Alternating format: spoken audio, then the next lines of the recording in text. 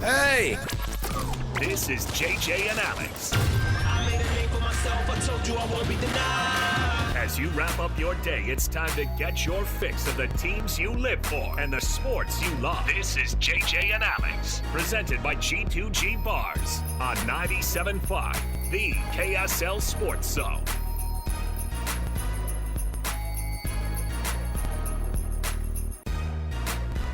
What's up, everybody? Welcome into the program. Happy Monday to you. JJ and Alex, 97.5, the KSL Sports Zone. Oh, the sports gods gifted us extra basketball, extra hockey this week, JJ. One more game. Oh, well, who's to say? I thought both teams would go 1-2-3 Cancun, but I was wrong. No, listen. Actually, what? No, that's not true. What did I say on Friday's show? That the Mavericks would likely have a wake-up call. I said Luka has a tendency to come back from bad games or rough experiences with the vengeance, and what did he do? Yeah. Well, then why did it take this long? That's a good question. That's what Dallas Maverick fans want to know. Because this entire series so far had been bad games, bad game after bad game by Luka. And, man, I'll tell you what, you win by almost 40. You start to give us all hope that this thing could go further than 5 games, although I don't think we think that's actually what the deal is going to be tonight. No, tonight could be a party in Boston. And I hope it is. I mean, to be honest, well, no, you know what I hope? Here's what we do. Because what do we have? Game 5 tonight. And so you went 2-2, and then it goes 1-1-1? No, yeah, you got to win tonight. Yeah. Got to win tonight. Game 6 is in Dallas. Game 7 will be in Boston. You don't want Game 6 to go back to American Airlines Arena. And the Celtics are obviously the better team. And there's no way. We were gifted this extra game. Just like in the Stanley Cup final. 8-1 in a Stanley Cup final for the team who was already up.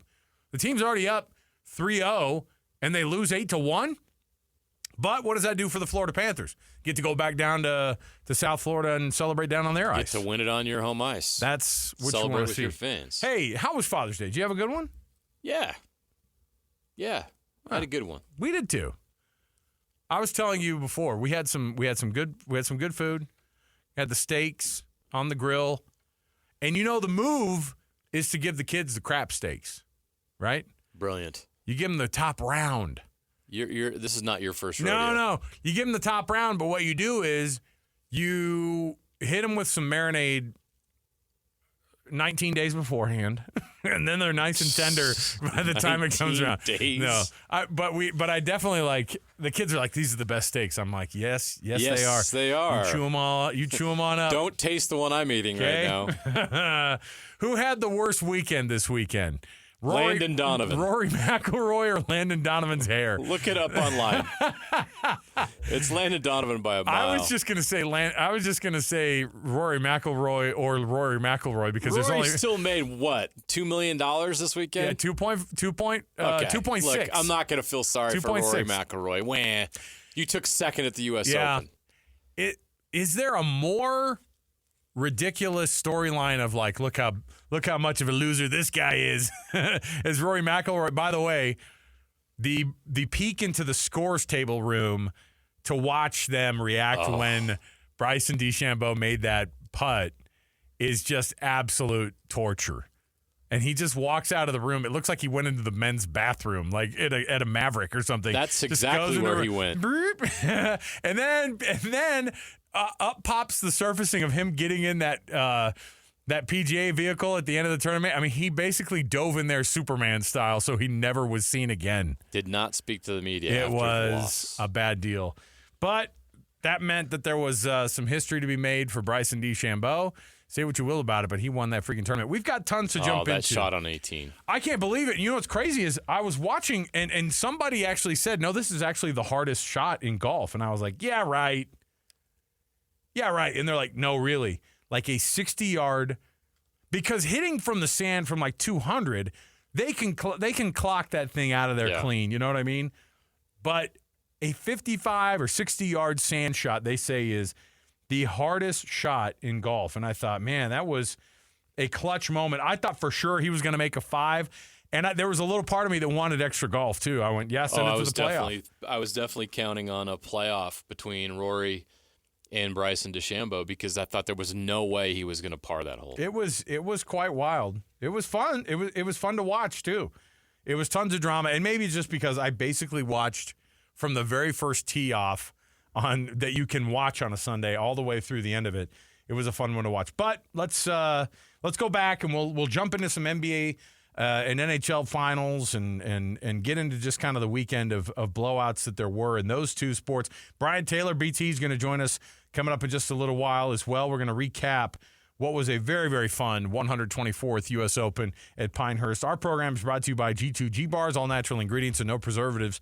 Make the G2G Bar perfect for anybody who needs a quick, tasty, and nutritious boost. But that's where we're going to start things off. Let's kick everything off with the cut right here. Let's do it. Leave the door open for me, JJ, for the possibility of a Game 6 in either one of these series, whether it's in the NHL final or the NBA finals. This portion of the show, by the way, the cut brought to you by Trajan Wealth, TRAJAN Wealth.com is the website for your retirement. So if there's going to be some life that in the death throes of both the Edmonton Oilers and the Dallas Mavericks, which one stays alive an extra day on life support? Is it the Oilers? Is it the Mavericks? Is there a way that both of these series get extended? And let's start with the basketball side of things. How does Dallas somehow extend this series against Boston in Boston tonight in Game 5? Do the same thing you did in Game 4. That worked, right? Just win by 40. That's all I had to do. Well, what you need Kyrie Irving to play that way. You can't. It can't just be Luka. It can't just be one player. Kyrie's got to be his best. Luka's got to be his best because the Celtics have more talent. The Celtics have one or two more guys than the Mavericks have. And so how do you make up for that? Well, your stars have really got to be at their best. And efficient, too. There was games where Kyrie and Luka have both played good in the series, but there was a game where Luka had a triple-double, but he had like eight turnovers. Like, you can't have that happen because the Celtics are too good. They have too much talent. So can they force a Game 6? Yes, it's the least likely of the scenario here. I think the Oilers actually do force a Game 6. So hockey is, I mean, even though Florida has been on an absolute tear, hockey is the one that is the least able to predict, right? And home ice advantage is not nearly a thing like home court advantage in the NBA finals. Not really. So if there's going to be, I agree, if there's going to be a series, and by the way, what's the calling card of the Edmonton Oilers? They're insane offense, right? They have the best player. And they have the best player. Connor McDavid's the best player in the NHL right now. And kind of by a margin, right? And that's what they're kind of saying is like, look, there's a guy, and I'm trying to think who that would be in any of the sports right now that we watch. To have a superstar that is so much better than everybody else, is that a Patrick Mahomes? But even then, Patrick Mahomes wasn't considered the best. He wasn't considered the best quarterback in the entire league last year. That was a down year for him, by the way. Patrick Mahomes, right? Remember going into the playoffs, we're like, oh, it was the worst year that this kid could have had, right? And then he ends up winning his third Super Bowl title. Patrick Mahomes wasn't his best last year, but his best was still better than everybody else. Is there a version of this? Is there somebody who is heads and tails above everybody else in any of the sports? And does it necessarily mean much in the NHL? I'm trying to think of what that would be in the NBA. It means more in the NBA because there's only 5 guys on the court. In hockey or football or soccer, you have so many guys that are out on the field, pitch, court, whatever it might be, that it's not just one player can take over and dominate a game like in basketball. Right. So basketball is a little bit different simply because it's a numbers game. How important is it to have one of the best players in hockey? Well, I mean, you got Edmonton, and here's an example, and this is kind of to my point. Connor McDavid ranked the number 1 player in the NHL.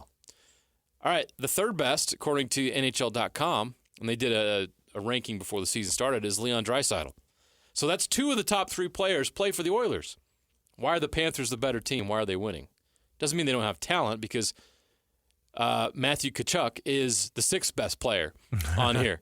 And we know how good Reinhard has been and some other guys. Bobrovsky, their goalie is insane. The goaltending is another story. The goaltending And if you're looking for a playoff, it's kind of like, okay, I'm trying to think of other examples. I can't really come up with one, but goaltending in the NHL in the Stanley Cup playoffs is so vital, and Bobrovsky right now is the best.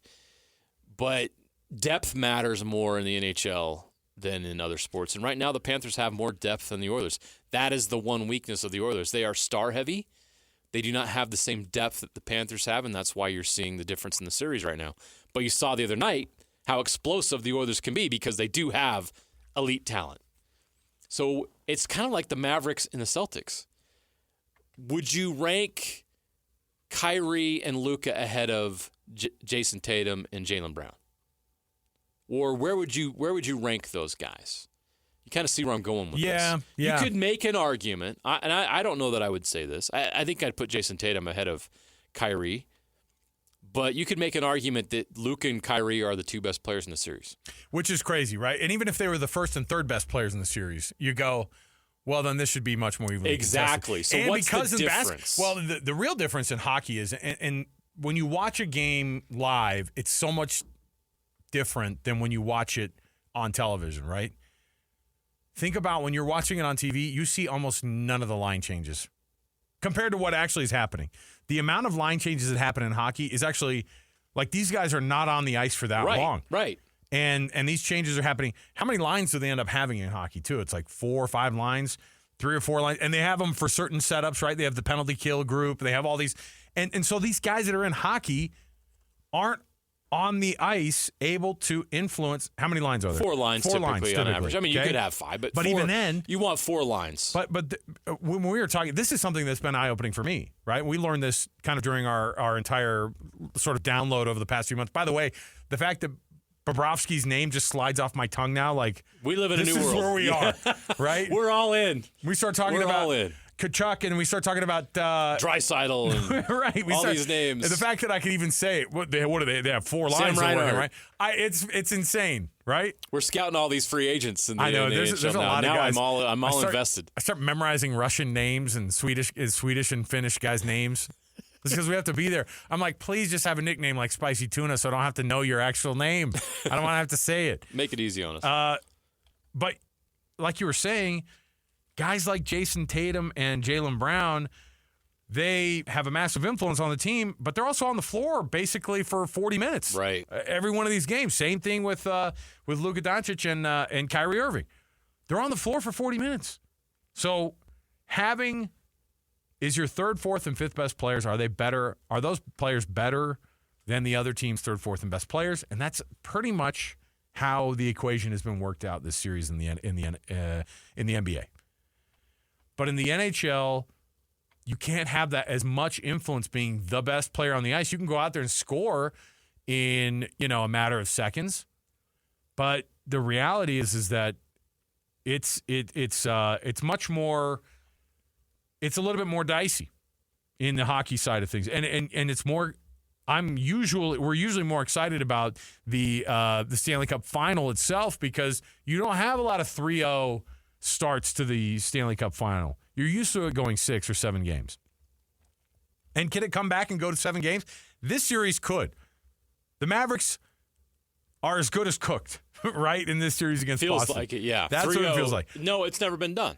Can Kyrie and Luka take over enough tonight in Boston? You have 0 to lose. You have nothing to lose tonight because you made it further. Correct me if I'm wrong. The Mavericks have made it further than anybody thought that they would. No doubt. No question. The Boston Celtics are supposed to win this year's title, right? It was supposed to be this year. Them or the Nuggets is what we thought it would be. Them or the Nuggets, and since it's Boston versus Dallas, you're going, it's an automatic. And it's almost an automatic. So throw it all against the wall.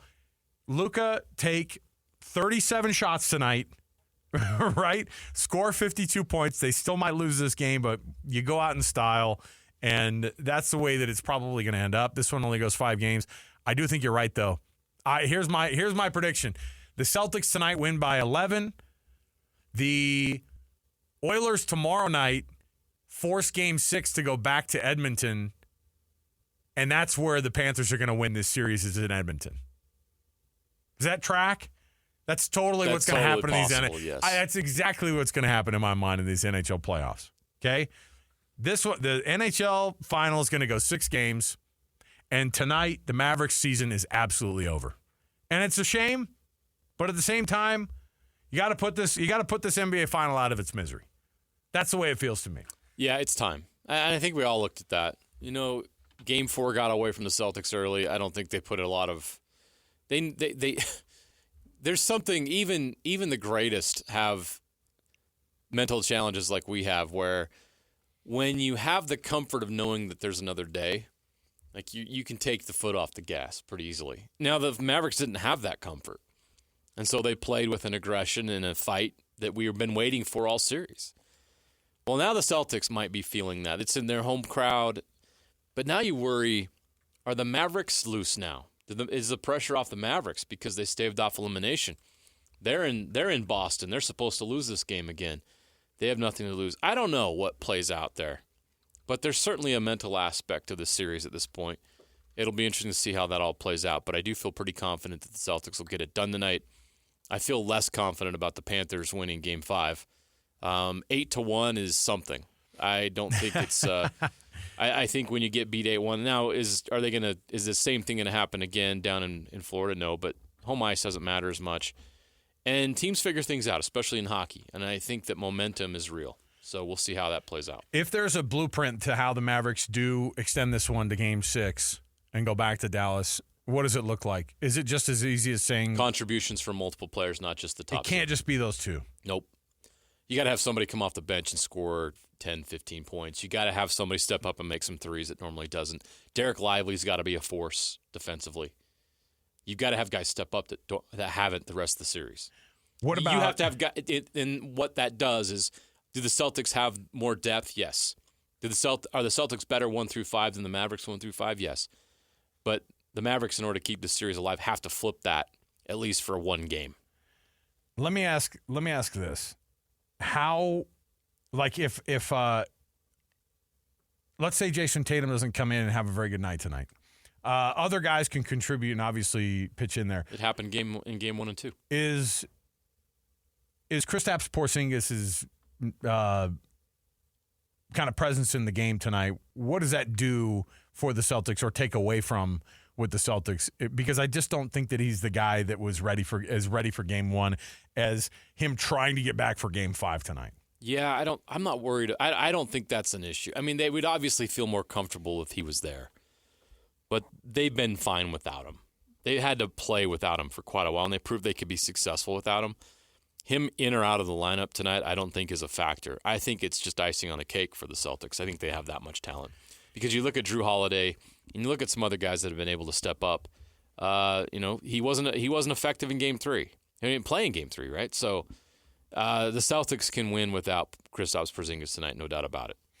All right. Well, as we look at this one, what are we firing off? What's the game time tonight? 6:30 here in Utah is your tip-off time for Mavericks Celtics in Game 5. I'm just crossing my fingers that it's going to be a good game. Like, I want there to be. Just entertain us. Don't be, nobody wants to see this. Like, so you blow out the Mavericks. Essentially, you beat the Mavericks up for 3 games, then you get blown out, and then people go, well, technically the Mavericks have been outscored, or the Mavericks have outscored the Celtics in this series. I'm like, no, they've not. On I paper. hate that stat. That's a dumb outscored. stat. It was like, they've not outscored them. You know why? The score that matters is embarrassing levels of wins, 3 to 1 win in the series. All right? That's the only number that matters. So I don't care if they've outscored them in the series. Whoop-de-doo. I mean, there are teams. By the way, that's the first time the Mavericks have shown up on offense this entire series. Right? Yes. They scored 120 points a freaking game all year long until they get to the final. They didn't crack 100 the first 3 games. And so now you get to Game 4 and you go, they got to 122. They won by 38. Don't care. So we'll see. I think it gets wrapped up tonight, and then tomorrow we're gonna have some better hockey, and hopefully a Game 6. Because I like extending things, and I don't know what hockey series. Hey, Alex, what if we did a Google search on? Has the NHL ever had a 3-0 come from behind series? That's what I want to know. I feel like that's something that could have very well happened in hockey history, in the NHL, not necessarily even in the Stanley Cup final, but in the Stanley Cup playoffs. That's what I want to know. So that's one to look up, but we'll do that. I have an answer. I'll give it to you after the break. Oh, tease. The professional tease. Yeah, that's what I do for a All right, living. so today filling in for Jeremy is Alex. I'm, of course, Alex. And then we have Alec in studio here with us. Alec Medina from Hercules Credit Union in studio here with us today. I don't know. I wasn't here last time you were here, Alec, so just bear with me as a guy who my entire life has been called Alec. Do you get this the reverse? Do you get called Alex your entire life? I do. Yes! Yeah. It's payback. I've been Alec forever for so many people.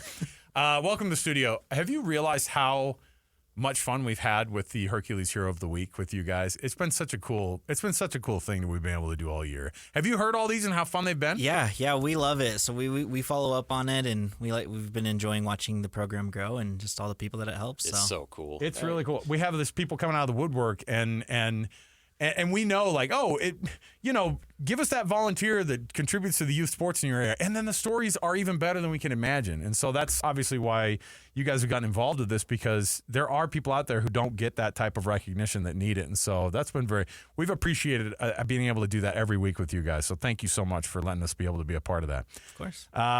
Let's talk a little bit about what you guys are doing and what somebody might be getting involved in. If somebody is listening to the massive amount of noise around banking and credit unions that they're able to be a part of, what makes Hercules different in this community than other credit unions, other banks that people do business with? Yeah.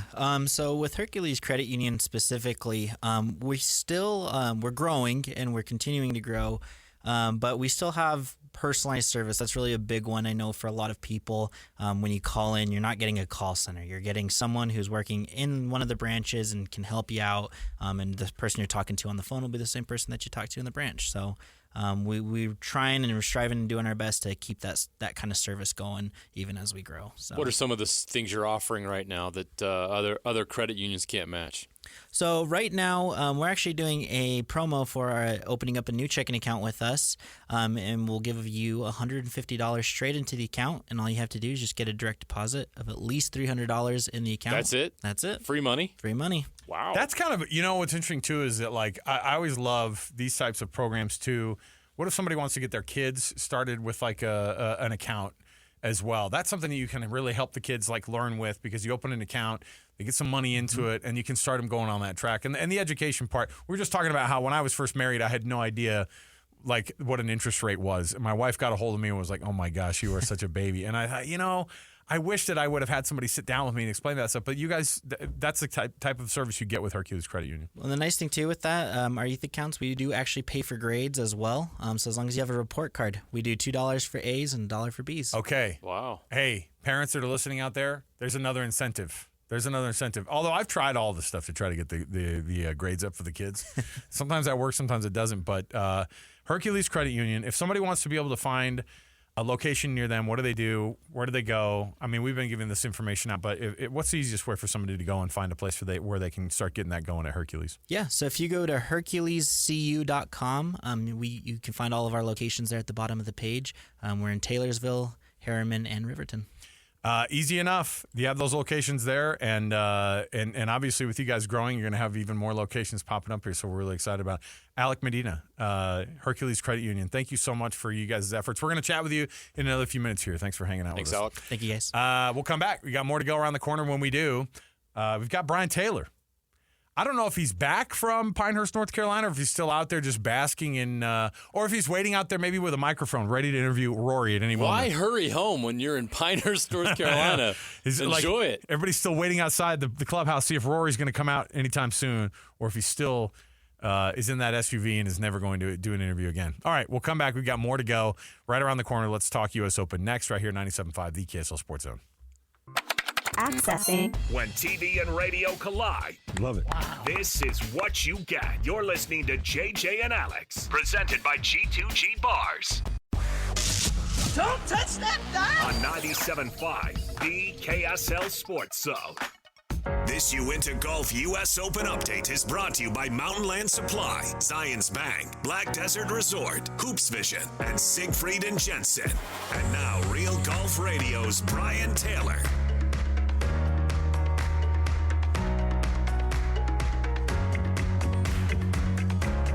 All right, everybody, welcome back. JJ and Alex, 97.5 VKSL Sports Zone. Happy Monday to you. Happy post-Father's Day. Hope your Father's Day was good. I hope everybody out there had a great time with family and did exactly what I did, which was turn on the U.S. Open the entire freaking day at your house and just absolutely bask in. I don't know. I mean, like, maybe it's recency bias, but I am one of those guys that goes, that's the best tournament I've seen. You know, and maybe it's because it was right in our back pocket, and it had two things going on. It had the element of the meltdown from Rory McIlroy, but it also had the story with Bryson DeChambeau, and, you know, you got Tony right there. To break it all down here with us, of course, is Brian Taylor, Real Golf Radio. Been nice enough to hang out with us all of last week, and now jumping in to break it all down. Was it as fun in person, BT, to watch that whole situation yesterday unfold and Bryson DeChambeau winning the 124th U.S. Open? Well, as it turns out, my weekend was a little bit different. I woke up sick Saturday morning and ended up catching a flight home Saturday night, and I just was feet up on the couch watching on Sunday. So still trying to get my energy back. Just a little virus or bacterial something hit me, and but yes, I will say. So anyway, I apologize for the voice, but I will say it feels like one of the best majors that I've seen in a while for the points that you mentioned. You know, you have a guy that hadn't won a major in 10 years, you know, that was right there and back and forth, and Bryson, who was so close to the PGA and has completely reinvented himself in the last several months and, you know, was winning the fans over. And then you've got the local connection with Tony, who's, you know, got off to a little bit of a shaky start and then played amazing down the stretch. And it was just, boy, there was a lot of things that were going on there that were super compelling. And at the end of the day, regardless of your rooting interest, you had to just sort of stand up and applaud with the way that the USGA set that up and the way Pinehurst delivered and the players went out and put on a show. It was spectacular. If you go to golf courses around the country today, I bet you'll see a bunch of people trying to recreate Bryson DeChambeau's shot out of the sand, right? That was just unbelievable. And one of the great golf memories I'm going to have. I mean, but am I being hyperbolic, or is that one of the great shots? Would you put that up with some of the great ones? Like, I don't know, Tiger obviously had some iconic ones, but where would that rank? It's right up there, and I thought it was great. The Golf Channel's Live From group, Johnson Wagner, actually recreated it with Bryson in the bunker that night. That was some pretty amazing TV in the dark, and he actually almost holed it. But that was the second shot. The first one, he hit it over the green into the clubhouse almost. So, so that's a little bit more human. That's what we would have done, yeah. Exactly. If you're looking at most difficult shots in golf, the 50 to 60-yard bunker shot has to be right up there, right? I mean, none of us practice it all that often. The pros, they practice, but they're probably not. It's not their jam either. And then put the added pressure of winning a major championship, the U.S. Open on the line. I honestly thought that he would hit that thing a little fluffy because you know you can't go long there. And so I thought that thing was going to come out a little short, and he was going to probably two-putt it up the hill and force a playoff. And, you know, when that shot came out running the way it did and cozied up there right underneath the hole, it's unreal. I'll just give you a little bit of context. I know some people hate this, but when Bob and I were at the U.S. Open Media Day about a month ago, when we played that hole, Bob had a chip shot, and he landed it just under the hole, and it rolled up past. And what I didn't realize, that's the same hole location we played that day, the Payne Stewart location, and it's really uphill from underneath. I mean, it's straight uphill. And Bob got it above the hole. He breathed on that thing. It caught the left edge and rolled about 8 feet past the hole. So that's what Rory was facing from about 4 feet. That was like as scary as it could be. And I was honestly surprised that it ran out as far as it did. But for Bryson to hit that shot out there, it was all world. I would put it right up there with, yes, win a major championship. I mean, if it was just on a Thursday, whatever. But to win the U.S. Open, that's one of those shots that's got to rank right up there. It was unreal. I think when, you know, basically it seemed like the entire world was putting that ball left on the fairway or off of the fairway on number 18. And to see when Bryson put it up there, and my 15-year-old who's you know, golf is his world, he was like, he's up against a root. And, you know, I thought, yeah, he took more time with that shot And it paid off. Obviously, I mean, he didn't want to go in the bunker, but the only thing you could do is do that or ricochet it off of the root and have it go even worse. And so he just kind of makes a straight line, and it ends up going into that bunker. But, they showed the shot. They slowed it down. He took so much time in trying to figure that shot out, and it was just kind of like the scrambling situation that when he got up into the bunker and it looked like he barely even took any time, he went up there, he looked at it, kind of talked a little bit with his caddy, and then he just swung at it and nailed it out. And I thought, man, that takes so much guts to be able to do that. On the flip side, you have other people melting down around him, right? And Rory, obviously, just the 10-year gap. Everybody loves to bring it up. How many days since he had last won a major, and bogeys, I think 3 out of the last 4 holes that he played. And it's horrible to watch at that point. But Rory is playing some of the best golf that he's played in recent years. And I think that's probably why he's even in these situations the last handful of tournaments. I mean, that's it, right? I'll go back to the first part. I think that, Bryson was out to change golf, and you talk about distance and all that kind of stuff. It a little bit surprises me, and I'm sure there were a few guys sitting there watching, wondering why both Rory and Bryson chose driver on 18, because they could have hit something less than that, a little fairway finder, and still had an opportunity to keep it in play and put it on the green. But these guys, they've gotten so good, so strong. Ball works so well for them that, even in the situations they both put themselves in, which were not good situations, unfortunately it didn't work out for Rory. Where he ended up making bogey, and Bryson was able to pull off the hero shot, to get it into the bunker and then up and down. So that is interesting, though, that they wouldn't play a more of a strategic, you think back on the collapses in 2006 at Winged Foot, Phil Mickelson, takes driver out and hits it off the 10. I mean, all he had to do was hit a couple down the fairway and knock it on, and he was a U.S. Open champ. We've seen guys, lose it by making some poor decisions club choice-wise under pressure. And at the same time, there's the Adam Scott quote that says, look, under pressure, hit the driver because it's the easiest club in the bag to hit these days. It doesn't really spin that much. But you can see the pressure. When pressure is on, guys are missing left.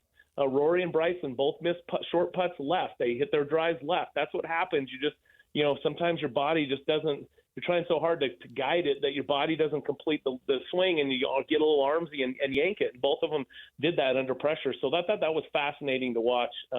It really is. In fact, I was really wishing Johnny Miller was still on the call. That guy would have had a field day that last hour. I would have been loving that, listening to what he had to say. But yeah, it was. So the first part of that, I think that was what I wonder why they didn't. Second part with Rory, yes, you have to put yourself there in order to – there's that one great quote, that the man in the arena, right? You don't know unless you've been there, and it's easy to sit back and say, make some short putts, Rory. It's another thing to be in the middle of it, and you put yourself in there and you risk the opportunity of kind of losing it all, but you do that for the chance to win it all, and that's, again, why we love to watch sports. Another great weekend for Tony Finau, a great showing at a major. Came up short again, but, man, he was close. That triple bogey on Saturday will probably haunt him forever, but your thoughts on Tony's performance this weekend?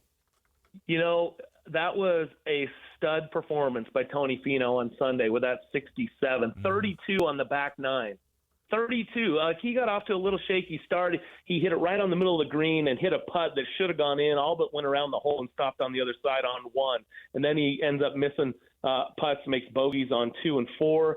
And then from there on, he plays 4 under golf, bogey free, 4 birdies, no bogeys, for those last 15 holes. I mean, that is in U.S. Open pressure. And you think if he could have got one more and posted 5 early, what might that have done to the leaders back there? They were obviously facing pressure. They were obviously struggling a little bit, and it was basically a 2-man race. But if you had a guy in the clubhouse that had already posted that 5 number, Rory backed down, to 5. And so essentially Rory and Tony would have been tied for the lead in the clubhouse, and Bryson was under the root wondering, what am I going to do here? So it probably ends up being the same outcome, but you just love to be able to at least put one more on those guys. But look, one of the knocks on Tony is his weekend play. And a lot of people will say, hey, it's Thursday. Look, Tony Finau's near the lead, and yet he doesn't seem to get it done. And if you look at his stats, his scoring average is, I think, top 25 the first 2 days, and it's outside the top 100 on the weekends. That wasn't the case here. And he told me going into the weekend that he's as sharp as he's ever been and ready to win a major championship and up for the test. And he kind of proved that. He got a bad deal. If you look back at Saturday, Rory found a way to get it up and down for, I think, bogey. And it was maybe even a par save. And from the very same spot, Tony made triple. And that is tough to recover from, but he still got back in and grinded. And I'll tell you what, that birdie he made on 18, the 72nd hole was stud, man. That was a heck of a putt. I take my hat off to Tony. He could have sulked. He could have said, I'm too far out of it. And he stood in there and played brilliant golf. I don't think you could say the putter get let him down. I don't think you could say his short game, his driving, everything was pretty dang good. And man, I just was rooting for him for sure. And it makes you wonder, here he is putting himself in position. Maybe he's got something coming up real soon. All right, the next one up, the Open Championship at Royal Troon. Not a bad one to have for the 152nd at one of golf's historic kind of locales, and we're really excited about that one. It's almost a month away, and BT, you and Bob will, I'm sure, be bringing us so much of that coverage and helping us out with that one as well. Thanks for the phenomenal coverage this weekend, and man, get better. That's always the worst to get sick and then have to basically cut off the trip of a lifetime. Although you've made quite a few trips of a lifetime in your day, man. So we appreciate it. We had a good time. I appreciate that, and we had a great time. It was it's always good to be there in person, and that's I guess I can't reiterate. It's a great place, man. If you haven't been, go to Pinehurst. Schedule a trip. It's a good spot, but do it in like early June or May. It's going to be a little more comfortable than July or August. I'm thinking with the way that humidity comes in. But yeah, it was always a pleasure to be with you guys. Thanks for the time, and we'll do it again. All right, there you go. BT, everybody. All right, we'll take a break. Man, I did not Great know. Open. That was fun. I did not know about the BT sickness stuff Neither on did the I. weekend. That's the freaking worst, The man. worst timing. Maybe Tony's like, get that guy out of here. Oh, I feel for him. He had to miss And, Sunday. Can you imagine being there in person on Sunday? That would have been electric. Well, and like I said, I mean that was one where watching it on TV and just the pressure from that, and you're just like watching it, and just like you couldn't believe that Rory missed that putt. And of course the memes come out, right? The edits that everybody has done with that massive. Have you seen the edits with the massive cup and it's like as big as a hula hoop in the green, and people showing him missing it, right, limping out of that, and you're like, why would you do that to the guy? That's mean. Why would you do that to the guy? All right, It's hard. it is. It's the freaking worst. Okay, we're gonna take a break. We got more to go around the corner. Hey, by the way, Hercules Credit Union is in studio with us today, but that's also a good time for me to mention you've got to nominate your youth sports volunteer in your area with the Hercules Hero of the Week. Submit your nomination. We've been doing it all year. It's been a really, really cool and fun and very successful program to be able to honor these Hercules Heroes of the Week. KSLSports.com/contest. Nominate that person that you know that's making a difference in the youth in your area in sports. Celebrate those volunteers making those efforts, and we will absolutely read their story right here on JJ and Alex. It's all sponsored by Hercules Credit Union and Beehive Meals. KSLSports.com/contest. We'll come back. Got our Weekend Warriors next. Stay here, 97.5, the KSL Sports Zone. Ladies and gentlemen, the biggest name. You're locked into JJ and Alex with the insight and analysis on the teams you can't live without. Presented by G2G Bars. This is 97.5, the KSL Sports Zone.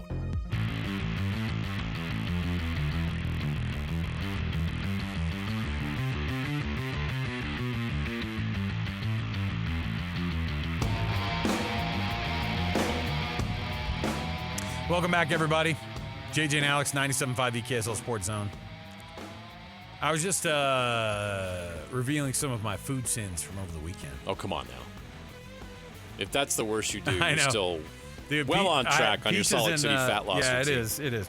Peaches and ice cream, though. Oh, And it was interesting because it was the kind of thing where I was cutting the peaches up, and they were so ripe. Oh. That you couldn't even turn. You know, when you cut them down the middle and you cut the circle around them. Yeah. I couldn't turn them off of that pit because they were too juicy. First world problem. Peaches too juicy. that sucks. Sorry for that. So You had a good weekend. I know the steak and the peaches and ice cream. Steak man. and peaches and ice cream, man. Yeah. That's a good life. I was this close to doing because I've seen so many of these grilled peach recipes, but I think that my grill tastes too much like meat at this point, and I don't want to. Get the peaches on there and be like, ooh. That might be a little odd. Steaky peach. Yeah, I'm not sure that one. No. I like them separate. I'm not sure I like them together. That was a good Father's Day. Maybe I'm wrong, though. dessert Maybe you ought to situation. try an experiment there. All right.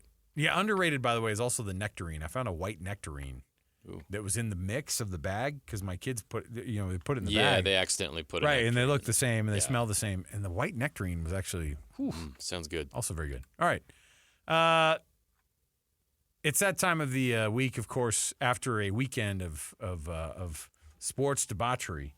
We break it down, and it's all the people who won the weekend here for us, our weekend warriors.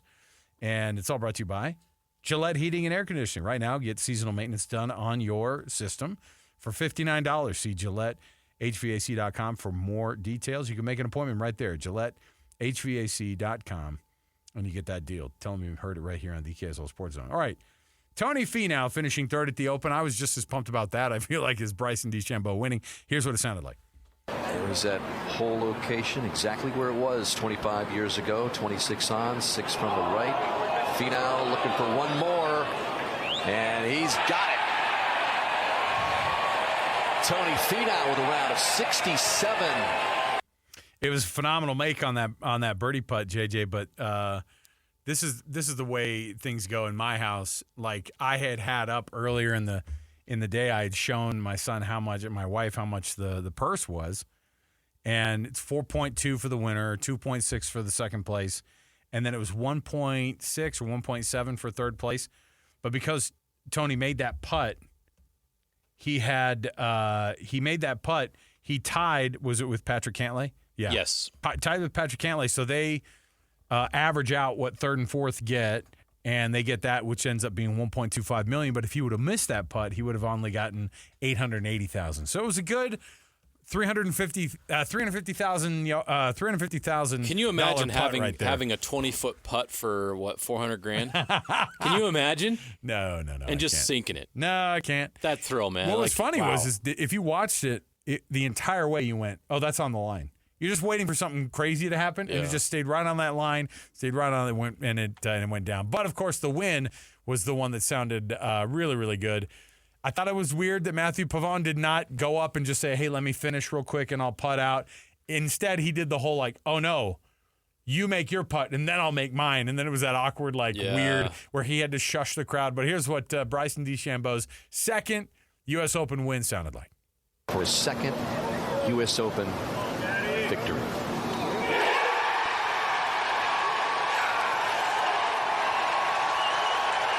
Another epic up and down at Pinehurst for a U.S. Open championship. Bryson DeChambeau now has 2. The second at number 2. There you go. Pretty cool. He had the Payne Stewart ball marker on the back of his hat and a little tag on his bag all weekend.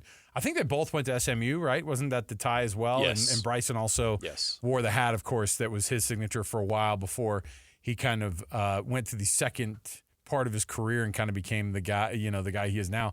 I actually really became a fan of Bryson DeChambeau over the weekend. I think I gave him a short judgment because of the being on the Live Tour and all that. But you know what he is? He seems like a genuinely fun dude to be around. There's a reason there's a lot of guys hugging him, but he went around and high-fived the entire freaking crowd. He didn't do the whole just walk past everybody and not sign a ball or anything. He took time and shook hands with so many fans over the weekend. He chats with the gallery, right? He tells them to shut up if they're being too loud while somebody else is about to hit. I thought it was a real DB move of those fans who, when Rory missed and they start chanting USA, I thought that sucked. I think those people suck for doing that kind of stuff when that happened. And you know what? Bryson DeChambeau's kind of guy was like, "Hey, shush, everybody bring it down." And so anyway, I thought it was a cool weekend overall with the US he's Open. made some mistakes early in his career. He rubbed a lot of people wrong, but man, has he come full circle. And now he's one of the most, if not the most exciting golfer out there right now. Obviously not on the tour. He's on the Live Tour. And it was cool that he wore his team's hat and gear. That was pretty cool. But Bryson DeChambeau won over a lot of people this weekend. He's one of the best and biggest stars in golf. Alec Medina joining us here in studio from Hercules Credit Union. We just read off for people to nominate the Hercules Hero of the Week, of course, as we read off every Thursday. It's been an awesome program. It's something that people can do to get involved in the community. KSLSports.com/contest. Alec, thanks for being in the studio here with us, man. And thanks for your support with Hercules Credit Union and in the Hercules Hero of the Week. Thanks for having us. Yeah. Tell us what the best feature for somebody who is not part of the Hercules Credit Union family. What's an awesome feature that comes with being a member of Hercules Credit Union? Yeah. So one of the great features of our checking accounts is you do earn points for every transaction that you run through the account. And one of the big things is our travel perks. You get specially negotiated pricing on hotel stays, flights, rental cars, things like that. So it's pretty awesome. That's normally something you have to have a credit card for, and a lot of people out there aren't comfortable using credit cards. But you're offering some of those same benefits with the security of your checking accounts. Correct. Yep. That's awesome. If somebody is listening now too, there's also business services that you guys offer. And I have found it we have 7 kids, and so like teaching kids a little bit about how to manage money. You guys get involved on business accounts. It's great. But there's the part too where you get a debit card for your kid and you can teach them how to really what the world of money is like and how to use it. So if kids get involved, how is it that you guys can help with that whole thing of parents trying to teach their kids about managing money? Yeah, so with that, we have various things in branch as far as like reading materials and whatnot to kind of help educate and things like that. We're actually working on producing some stuff for our website as well as our social media channels to also help educate not just children, but just general education points and things that we think the public might need some help with. Hey, even in my mid-40s, I could use a lot of financial literacy education. That's what I was telling somebody this weekend. I was like, JJ needs a lot of help with financial literacy. I'm a mess. What about loans? I mean, that's something, obviously, that's a service you guys offer, but if somebody sits down in one of the Hercules credit unions and gets with the loan officer, that's a great experience top to bottom too because of the local service. Yeah, and our process time is really quick. We usually have an answer for you within the day depending on the loan. And we are running until the end of the month a HELOC promo right now for 4.99%. Okay. Whoa. That speaks to you, right? If you're one of those homeowners out there, so many people with that low interest rate, right? And it's attractive and they have all that equity built up and maybe a HELOC is for them. You can't beat 4.99 right now. No, that's That's phenomenal. a really competitive Let's rate. do it. HerculesCU.com is the website to be able to get with the folks. Hercules First Federal Credit Union right here. It's a local company. These guys will take care of you. They will absolutely give you that personalized touch. Alec Medina, thanks for joining us today, man. We'll talk to you in a few minutes. Thanks, guys. We will come back. We've got more to go right around the corner. Stay with us. Hour number 2 kicks off. We got tons to jump into, including some sound from over the weekend from Cam Rising at his Rising Stars camp. We'll break that down, and we're just getting more and more excited about the start of football season. If you're a Utah fan, you should be really, really excited about this guy. And you don't get to hear from these players very often, but we did this weekend. So stay right here, 97.5 the KSL Sports Zone. Your home for the best coverage of the Jazz, Utes, and Cougars is right here on The Zone. This is JJ and Alex, presented by G2G Bars on 97.5 the KSL Sports Zone.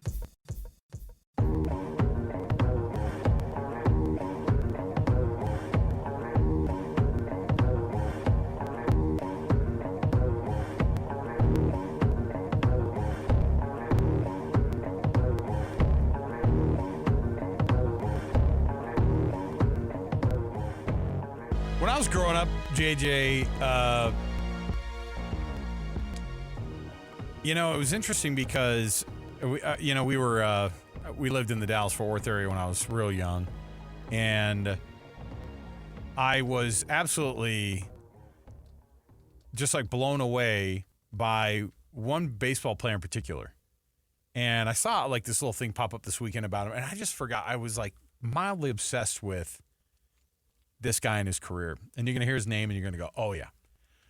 Jim Abbott was an absolute, I made sure that when he played for the Angels and then he played for the Yankees, when he came to town, I was like, I would bug my parents about going to watch him pitch. Mm. And if you're not familiar with Jim Abbott, he was born with one hand, and what he would do is he would do this glove he would put the glove that fit over his right hand that would fit on his right hand because he was a left-handed thrower. He would hang it on the other arm, and as soon as the ball was pitched, I know you've seen this action too. As soon as the ball was pitched, his hand went right into the glove, and he was a phenomenal fielder. And for some reason, it popped up on my timeline. His first major league hit this week, when he had his first major league hit. Now, part of it was because when he was at Michigan and when he was in high school, he hit the ball a lot. Yeah. But he was pitching in the American League for a good chunk of his career, so he had a DH. But then when he got to the National League, he freaking hit the ball.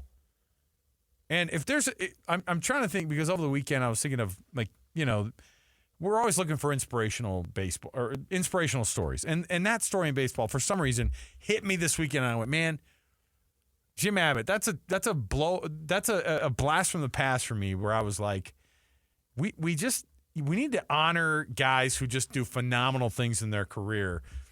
That is about as crazy of a story as you can get, right?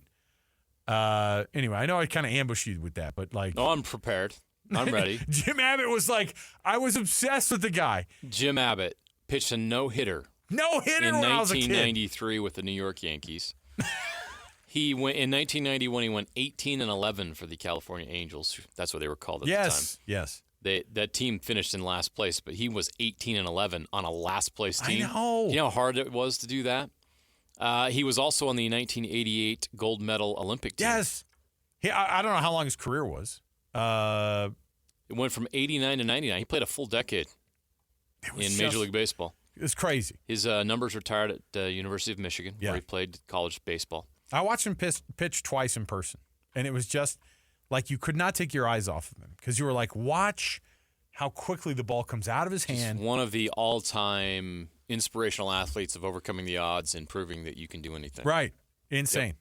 Yep. And anyway, if you're looking to inspire your kids, go have them look up and watch Jim Abbott as a Major League Baseball pitcher when, I think he won 100 games. I mean, he's one of these guys that pitched a ton. And so, anyway, bottom line is find stories like that, teach your kids about them. And these days, I know that this generation gets a little bit of a knock for being soft and, there'll never be another Jim Abbott or whatever, these days. But the reality is that, just teach your kids about people who do tough things so that they can understand they can do tough things. All right.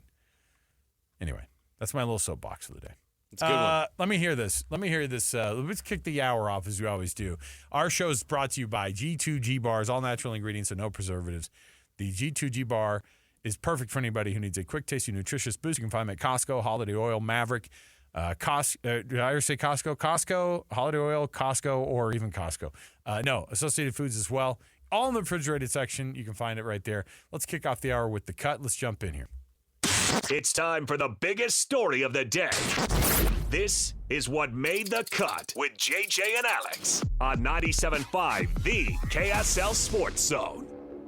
And the cut this hour, as always, brought to you by Doug Smith Dealerships at American Fork and Spanish Fork. They know what they're doing at the Doug Smith dealerships. You're going to want to go check them out. Whatever car brand you're looking for, it's likely that Doug is going to take care of you. Awesome service. Starts with know-how, and nobody knows like Doug. Here, Doug. That's your sponsor of the cut this hour. All right. Set it up, JJ. Over the weekend, Cam Rising at his Rising Stars camp, and it's one thing to give back to the community. It's another thing also to be very, very excited about a guy who we don't get to see that often outside of the confines of Rice-Eccles Stadium or a Utah football game or practices. Frankly, we don't even get to see that much of practices. So we got to hear a little bit from Cam Rising this weekend. Tell us what we saw. Yeah, you probably saw this on hopefully you watched it at KSL Sports Live Sunday nights at 10:45. Look at that. Shameless You plug. saw Cam Rising show up at the Rising Stars football camp out of Harriman High School. And it was cool to see Cam giving back and Cam helping young people, and a lot of it was a special camp for kids with special needs as well. So he did a lot of that, signed autographs, spent some time with the kids. Obviously, the media was able to show up, and so we had a rare opportunity to catch up with the big man on campus during the summer, which is not something we often get to do. A lot of the questions were about the camp and everything, but there was time to get one question in about this team, the Utah football team, and the talent that they have on the offensive side. And you can tell that Cam's pretty excited. Here's what he had to say about the team that's been assembled for 2024 up at Utah. Oh, I'm excited. There's some playmakers in the receiver room. Just the pass catches in general right now are at an all-time high for Utah, I think. And just I know Coach Led's itching to call some pass plays and let us spin the ball around the field. So I think it's just going to be a good season for the Utes. And I know the defensive side is always going to be good because of Coach Galley and the defensive staff. Is Coach Ludwig itching to call pass plays ever? He is this year. Is he? But then he looks down This is different. He looks down at the field and goes, I want to call this. And then does he get overridden by Coach Whittingham? Go, no. I don't think so. Going to run the trap. No. I don't think so. Okay, so what makes it so much more different this year? I don't think they've had talent like this in the receiver corps since maybe even 2004. And that was Paris Warren, Steve Savoy. That's a pretty good group, right? Would we agree? Yeah. So that's how far back. And Drez Anderson, I think there were some really good receivers, tight ends in that group that Travis Wilson was able to throw to. Jeremy Brooks, I believe, was in that group. Travis Latondras. There were some really good players back then. Sorry, those are different era guys, just previous to Drez. But Drez was really good. But my point is that they haven't had this much talent in the receiver room in quite some time. And I would probably point as 2004 being the best in the past for 1 year. I got a list here, and I'll go through this. And this includes tight ends, running backs. But here's a list of players that Cam Rising can throw the ball to in some way, shape, or form. Dorian Singer, Money Parks, Brant Keithy, Landon King, who proved himself last year, Carson Ryan, the transfer from UCLA at tight end. How many tight ends those guys have? They got more. Got to have a lot. Mekhi Bernard is back. He's Excellent right. pass-catching running back. Jalen Glover's in the backfield. Mike Mitchell as well. Dijon Stanley. Micah Pittman's back healthy. Munir McClain blew up last year. Tyshawn Lyons, a transfer from Washington. We'll see what he can do. Damian Alford, the transfer from Syracuse, I believe. Big body. And then Dadron Zipper. So that's a lot of guys who are competing and fighting for reps either at a running back, tight end, or a receiver position. That's more than a dozen guys. So you can see why Cam Rising is excited. There's a lot of weapons. I don't think they've had this many guys that are capable of doing big things in that part of the game collectively, if that makes sense. So I will say this, the Big 12, here's the other reason why. We talk about this Utah team, and I don't know how many, there have been a handful of years, and we allow ourselves at least to a degree every year to go, is this the year that they open it up? They open up the playbook and let them throw the football around, right? But here's the thing is that I can't imagine that you'd be able to just keep bringing Cam Rising back if you didn't say, hey, look, here's the thing. You're not just like a really, really good quarterback. You're not a really good quarterback on a team that just focuses on defense first. You know, defense wins championships. And then we have this nice quarterback over here. And that's a luxury, I guess, that we don't typically have every year if you're a Utah fan. Or if they're able to say, hey, look, we're going to build this. This is your team. This isn't just like and it's always Kyle Whittingham's team. I get it. But the thing is that how many times in the Utah era or in the Utah football era in our lifetimes have you been able to just say, hey, look who's taking snaps? Alex Smith. It was 2004 and 2008, right? And David Reed in 2008. Right. And then, you think of the Tyler Huntley years, like that was really, really fun. But you know what? You didn't really – there were times where they underperformed with Tyler Huntley, right? I'm trying to think, like we make jokes about like, these stretches of years with quarterbacks that you're like, oh, yeah, that guy was running the offense and they won 9 games that year, right? Utah used to have a reputation as that's where quarterbacks go to die. Yes. And I think that there might be a time now, and I hope that, and I'm certain that Kyle Whittingham is the guy who's aware. He's very, very self-aware with his team and can go, you know what? We get this guy one more year. Why don't we have a record-breaking type of an offense with Utah? Why don't we have – you know what you're going to get? What's the best game in the what's the best regular season game in the Cam Rising era? USC 2 years ago. 2012. What was the final of that game? 43-42, It was right? nail biter. 43-42, which also sounds like a Big 12 football score. Right? Like Yeah, that's what you got to do. That's what you had to do to beat Caleb Williams. Yes. And so I think that look, I'm okay, and I'm not saying that like that the defense is going to take a backseat at Utah. What I'm saying is, why not have a game where you have a receiver with 200 yards, you have a running back who runs for 115. That was Dalton Kincaid's breakout game. That was his career starting game. Came through for 415 yards and almost 200 of it. 230 went to Dalton Kincaid. So I'm that pulling day. the box score up right now just because we're talking tell me about tell me if my brain was sort of 16 right. catches, 234 yards and a touchdown. Yes. And I'm telling you, this is one of these. That's the game. By the way, it's one of the more exciting games in the history of Cam Rising in a really, really good career because it was a fast-paced, high-scoring game. Nobody wants to see the opposing team score 6 touchdowns. I get it, especially at Rice Eccles Stadium. But the Cam Rising that throws for 400 yards in a game, one, it's not impossible.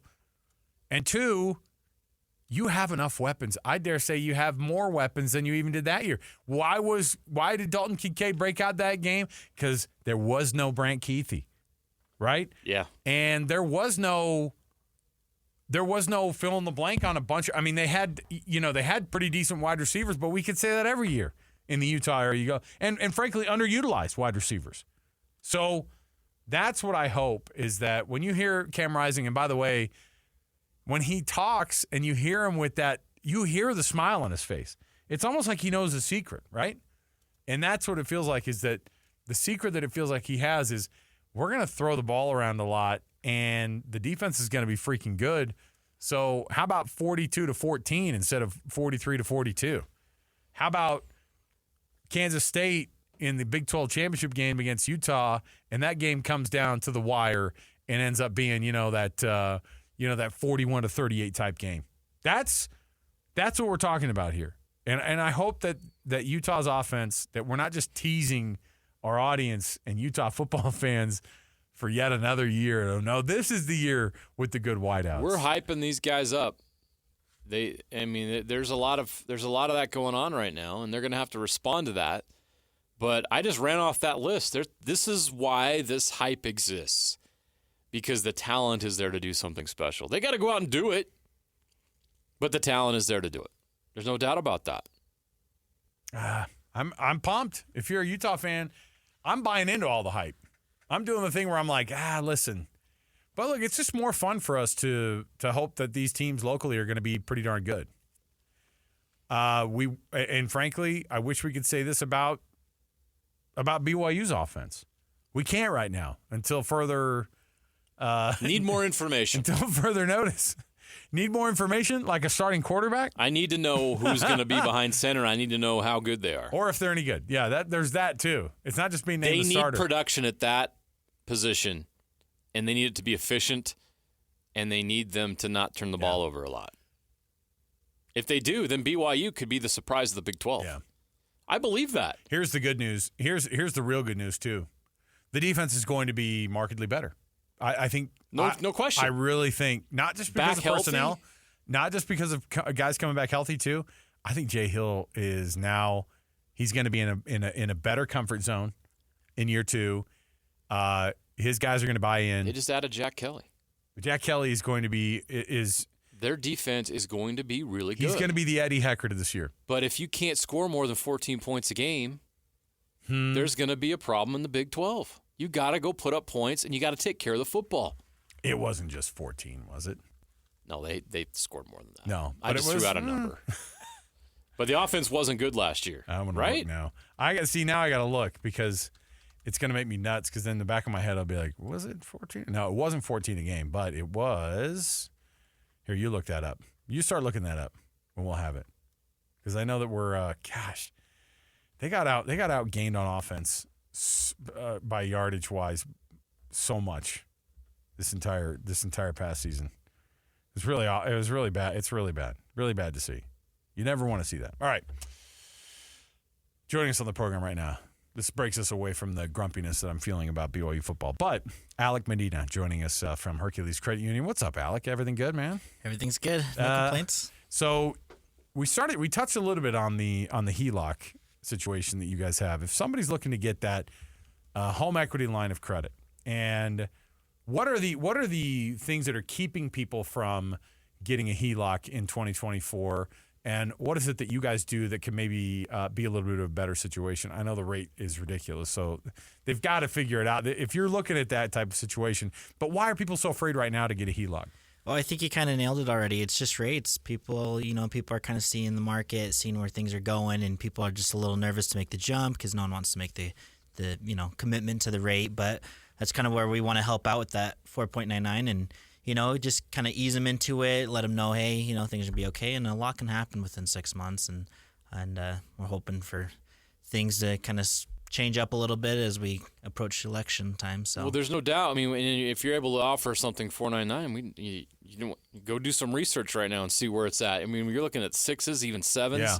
That's a really good deal. You guys probably getting a lot of action on that. Yeah, so just check us out online, or you're also welcome to come into a branch, and it's HerculesCU.com. HerculesCU.com. Where are the physical locations that you have right now for Hercules Credit Union? So we're in Taylorsville, Harriman, and Riverton right now. Okay. If somebody wants to get that local, personalized touch when it comes to their credit union and to being able to have somebody who will help you out, this is a good partnership to have, and I think that's the way that I would kind of look at it. Anybody who goes into business with a credit union or a new bank or whomever, you got to feel like, okay, I'm going to benefit from this relationship, and you don't want to be taken advantage of. You want to be able to say, okay, let's figure this thing out. When it comes to the security side of things, what is it that Hercules is doing to make sure that people are safe in their banking? Because I know that people are worried these days about being able to make sure that they're okay, that they're in a spot, and security features that you guys have on stuff is really, really good as well. Yeah, so with all of our checking accounts, we have various protection basically for our accounts. We offer several different things like credit monitoring, ID monitoring, things like that. Any online activity, that'll kind of notify you as well. We want to make sure that our members are staying safe out there.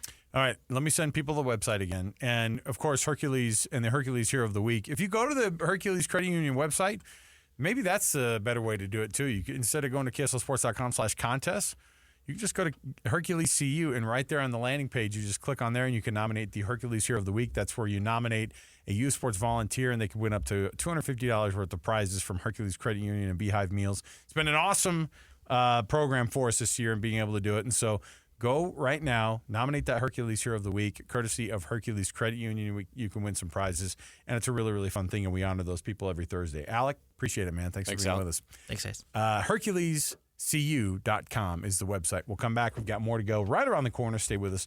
97.5, the KSL Sports Zone. TV and radio collide. Love it. Wow. This is what you get. You're listening to JJ and Alex, presented by G2G Bars.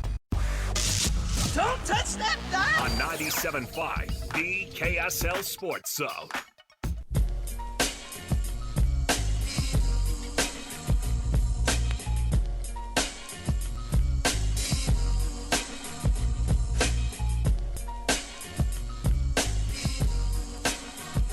Oh, some drama in San Francisco. Uh-oh. I just find these stories as a Seahawks fan, right? Oh, no. Some drama in San Francisco. Looks like they're not going to be able to get their crap together. Well, at least in this case. Brandon Ayuk, 7th best wideout in the NFL last year by yards. Set to become a free agent in 2025, but it looks like contract extension talks have stalled. Quote, they don't want me back. Seahawks will take you. Although, who's even throwing the football in Seattle at this point? Still Geno Smith? Yeah, Geno Smith's the starter. Drew Lock moved on. What happened to your guy, Drew Lock? Yeah, where's he at now? Oh, where did he go? He's in some quarterback battle. Can't keep it up. The Giants. He's with the New York Giants. Remember Daniel Jones? That's right. And he might lose the starting job because. Yeah, wink, wink. I forgot. Drew Lock knows he's the backup there. He knows he's the backup until Daniel Jones. Daniel Jones is coming off an ACL. I'm not even sure if he'll be ready. Yeah, I was going to say, you know one. what? Just wait patiently. You'll get your shot. You will get your shot. All right? So we'll bring some of that up when it comes to the NFL Blitz coming up next hour. And now, hold on a minute. You told me you had some Yeah, let's continue numbers. our conversation because we're talking about Utah they're loaded with weapons and you're like waiting to see, are they really going to open it up to those weapons, right? And then on the flip side, we end up starting to talk about BYU, and we're talking about how good the defense is going to be, and they have a lot of guys on that team. Yeah. We just don't know about the quarterback position. Who's going to be the quarterback, and whoever they pick, how good is that quarterback going to be? Well, it has to be better than last year because the numbers last year were putrid. What's the actual 14 points a game was very rude of you to say. I exaggerated a little bit. That was rude of you to say. I apologize. That was You were just insulting. thinking of the Sam Houston game. That was all you were thinking. It was 23.1 points per game. Still, though. Which is dead last in the Big 12. Hey, but listen. Oh, was it? Yeah. Well, because the Big 12, they score points, man. They do. The Big 12 scores points. BYU was dead last in total offense in the Big 12, 3,700 yards. Just to put that in perspective, Texas had 6,600 yards of total offense. So just almost doubling them up, fine. Passing, total yards per game, last. Passing yards per game, last. Well, we knew that. Rushing yards per game, last. That we also knew. National ranks, 118th in total offense. I the 23.1 per game, it's not as low as the whatever I threw out there, but it was 99th in the country in scoring offense. Hey, they weren't triple digits. They weren't Iowa. So there's that. The point being is it's got to get better. 118th in total offense. At BYU of all places. It can't happen. I'm telling you. It was, and what's crazy is they were a pick six away from beating Oklahoma at home and being bowl eligible. But that should be the exciting part for BYU fans to go, you had one of your worst years ever on offense. And yet you still could have had what everyone would have considered by all measurements probably would have been a successful season. If they would have gone 6-6 and one of those wins would have been Oklahoma at home, we would have talked about how abysmal these numbers are on offense. Or an overtime win in Stillwater. And we would have been, I would have taken the Oklahoma win at home over that one in a heartbeat. No question. But we still would have been going, where was the offense last year? Bad. And yet they were bowl eligible. They beat Oklahoma. Like those things, you would have been feeling much better about it. But at 5-7 and 2-7 in conference play, it was like I think my brain forgets how hard it was to get through that season and watch how everything fell apart when they lost 5 games in a row to finish the season. Insane. It was just such a down year on the offensive side of the football for BYU. It's crazy. I'm just saying, from context tells a lot, right? And in that sense, it was absolutely hard to watch. It reminds me over a decade ago when BYU had some great defenses and their offense couldn't match it. And it was really frustrating. It felt like it was missed opportunities, and that's what last year felt like. Yeah. That defense is really good. Speaking of which, and this is good news, ESPN ranked the 30 most influential teams from college football. Now, this is on an individual team basis, an individual year basis. This isn't saying, hey, here are where all the Blue Bloods rank, programs Not overall. programs over time. No. But if you're on this Singular list. teams. Yes, if you're on this list, pretty darn good.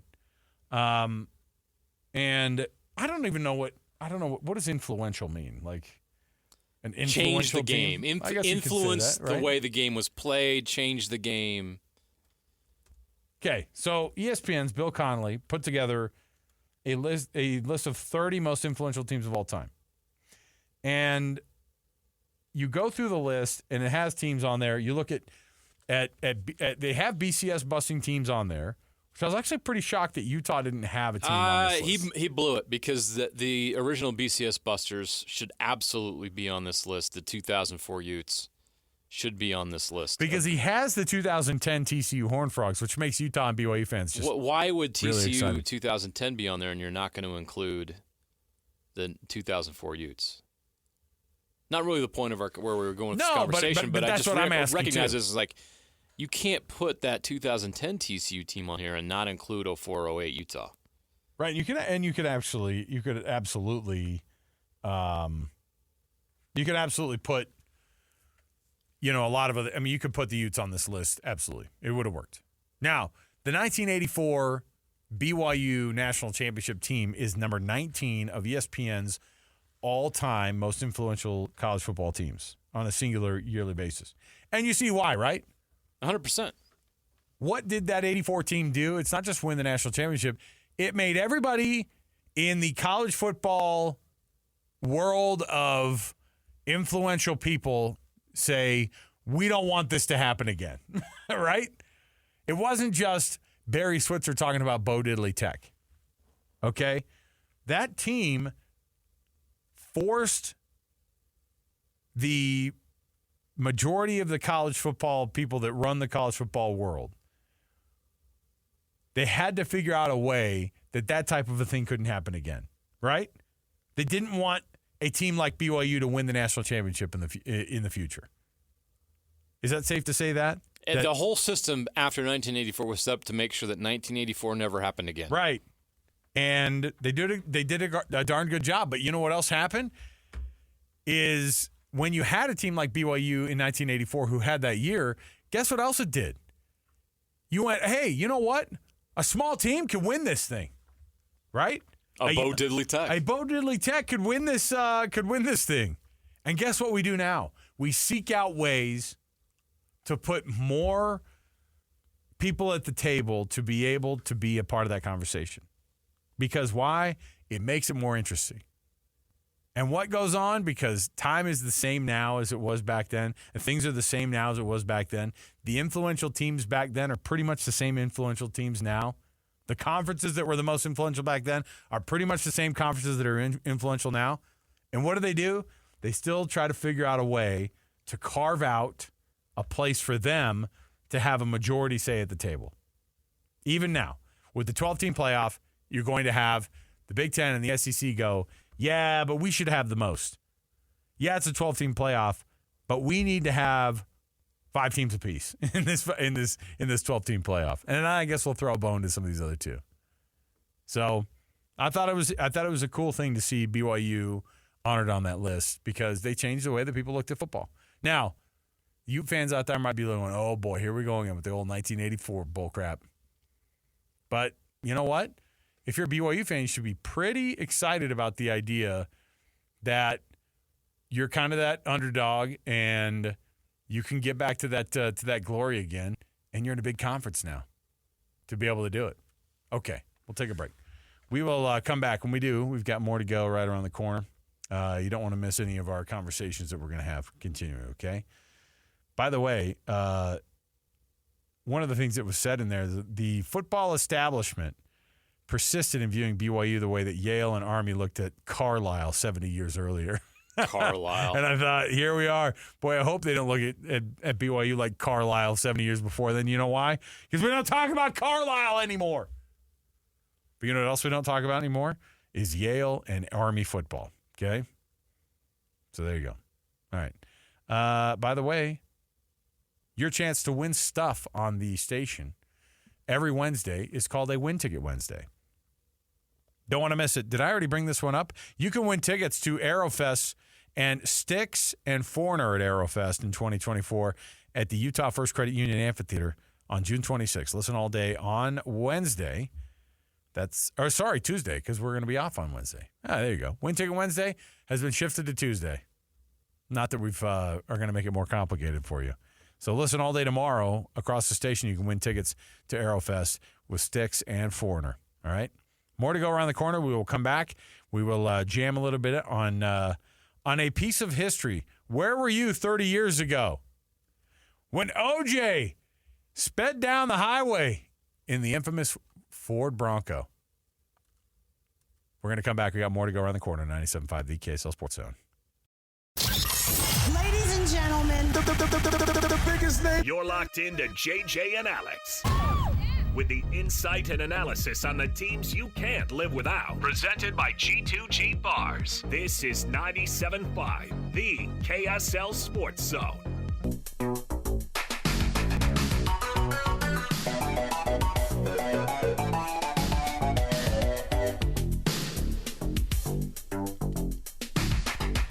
All right, everybody, welcome back.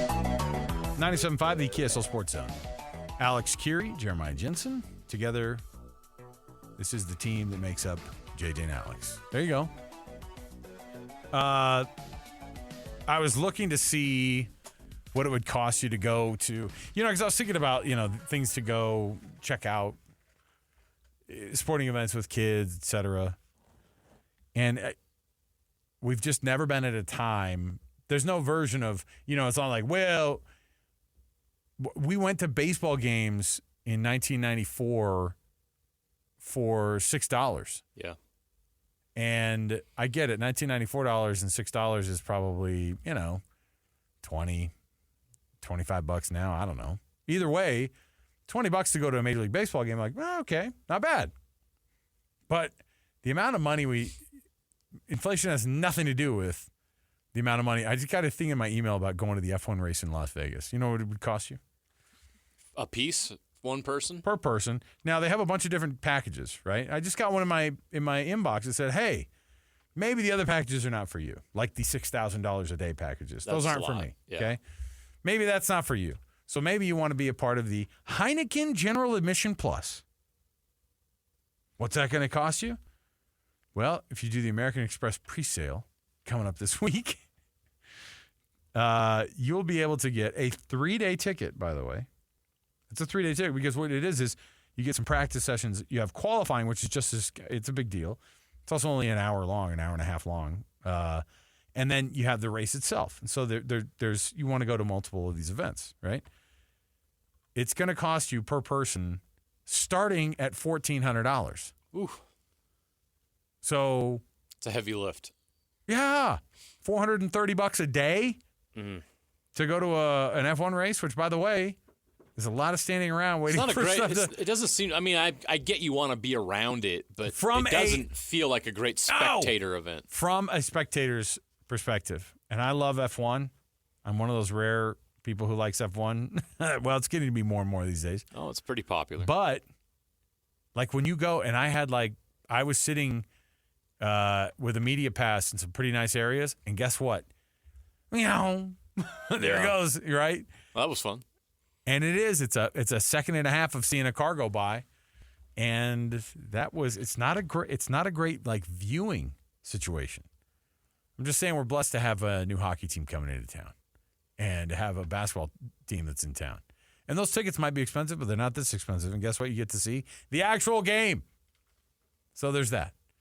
By the way, as usual, if you are not one of those people who listens to DJ and PK every morning, you better start doing it, especially because you got yourself a weekly situation where we're able to roll out the weekend. Every weekend they roll out their play of the weekend on DJ and PK every morning on Monday morning. If you hear that play and then you're able to call right now, Alex is going to answer the phone, and you can tell what that one was, what that play was, and you get yourself a prize courtesy of your Rocky Mountain Chevy dealers and DJ and PK and the KSL Sports Zone and JJ and Alex and I. All right, we all pitch in to get you a prize. Now look, we give clues out, just like very, very low level clues, Alex. So if you have any desire, you don't have to share a clue, but you can. You don't have, but again, don't give it away. And don't even be close to giving it away. If it's like a Jeremy clue is like, it was an event that happened this weekend, which would be like, well, of course it did. So any type of generosity you have in giving a clue, Alex, as to what happened this weekend. It was a very fun event that happened this weekend. in true fashion. He pumps it up by calling it a very fun event. All right, there you go. Jeremy taught him well. So if you heard it on DJ and PK, you can give it to us right now. 801-575-ZONE. That's 801-575-9663. 801-575-ZONE. And you can get yourself a prize courtesy of, I think it's an Amazon gift card, right? Yeah, that's good. It's a fun little prize. So do it. Tell us what that prize was, and then you can win it. All right. Joining us in studio right now, Alec Medina, Hercules Credit Union. Okay. Let's talk a little bit about, you guys like to have, speaking of fun events, you guys have something coming up in August, and you guys look after your members. You guys try to make sure that you guys that they're taken care of. And there's a little event you guys are going to have at the Taylorsville location of Hercules Credit Union. Tell us all about it. Yeah, so on the 16th, we're doing our Member Appreciation Day. So we're going to have a couple different things there. We're going to have a big shred truck so you can bring all the stuff you've been waiting to get shredded and bring it there for free. And we're going to have some food trucks, some music, some games. It can be a good time. Shred party sounds like a lot of fun. Yeah. But you know what else is fun is saving on a HELOC, and you've got a great deal going on right now with your HELOC. Yeah, and I apologize. I actually been giving out the wrong rate. It's actually lower. We're at 3.99%. Excuse me. I've been saying 4.99. That's like 4.99% sounded pretty darn good, but 3.99 is downright a steal. Yes. So that's, you know what? That's a great apology, though. People just drove off the road. It's a way better apology to go, I'm sorry, I was actually giving you 7.2. It's actually 9%. No, 3.99 on a HELOC is wild. We thought 4.99 was really good, so 3.99, that's really, really good. Yep. If you want to go find out more about this and how to apply for the HELOC, you can go online, go to HerculesCU.com. You can go to a location near you. But it's as easy as that, going and finding it out. But those are rates you don't get a lot of other places these days. Got to go take advantage of that. Yes. Let's go do it. All right. If people want to find out more, tell us where the physical locations are of the Hercules Credit Unions again. Yeah. So we're in Taylorsville, Harriman, and Riverton. Taylorsville, Harriman, and Riverton. Right up JJ's alley, by the way. Not too far away from where I live. But you can also just go online and you can apply right there. Who becomes a member? How can I become a member of Hercules CU? Do I have to live in a certain area? Do I have to be? Do I have to give a blood sample? What is it? How do you become a member at Hercules CU? Because sometimes some of these credit unions go, no, you got to be X, Y, and Z. But what are the requirements for you guys? Ours is pretty simple. You just have to live, work, or worship within. It's up north is Davis County, and then all the way south to Utah County. Okay, easy, perfect. There you go. Alec, thanks for hanging out with us, man. We appreciate it. Thank you, guys. Hercules Hero of the Week, by the way. Every week you hear it right here on JJ and Alex. It's all part of Hercules Credit Union and their support of the program as well. So HerculesCU.com. We'll take a break. We'll come back. More to go around the corner next hour. Stay right here, 97.5, the KSL Sports Zone. Your home for the best coverage of the Jazz, Utes, and Cougars is right here on The Zone. This is JJ and Alex, presented by G2G Bars on 97.5, the KSL Sports Zone.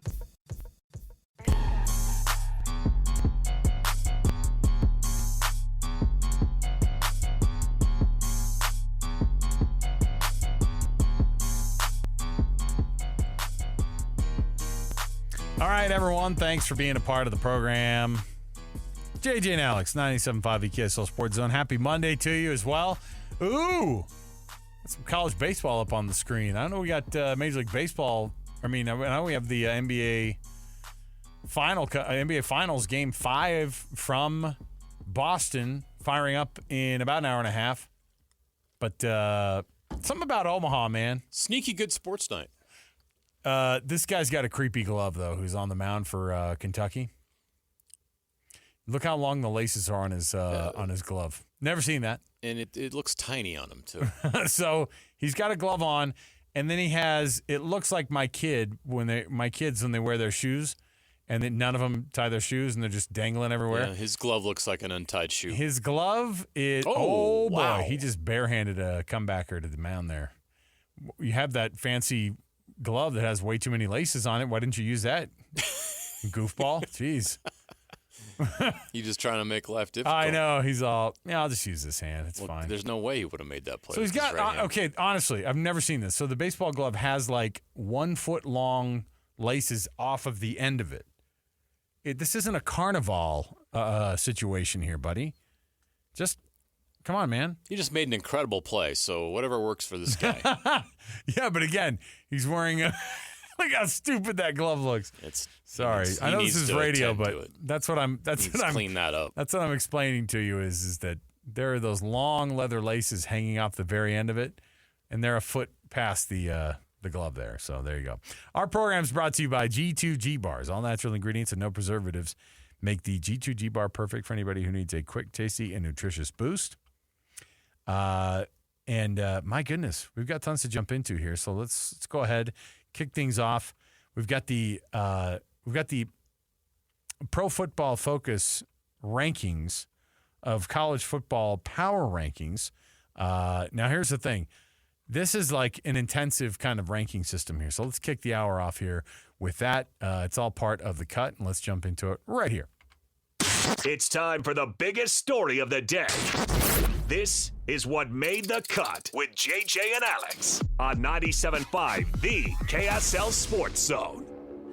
And, of course, this portion of the hour, the cut, brought to you by Trajan Wealth, TRAJAN Wealth.com. That's TrajanWealth.com for all of your financial needs and retirement. And let me see here, because this is intense. Like I said, oh my goodness, we weren't even able to talk about the OJ 30 years on. That's today, right? The anniversary is today, isn't it? Yeah, it was like all the crazy sports stuff happening at the same time. The OJ was driving around in the Bronco 30 years ago today.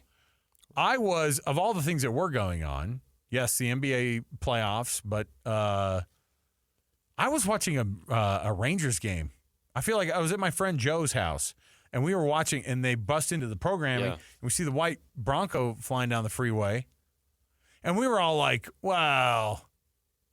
So he did it, right? Like, even as a 14-year-old. It's pretty obvious, right? Even as a 14-year-old, I'm like, this doesn't look good.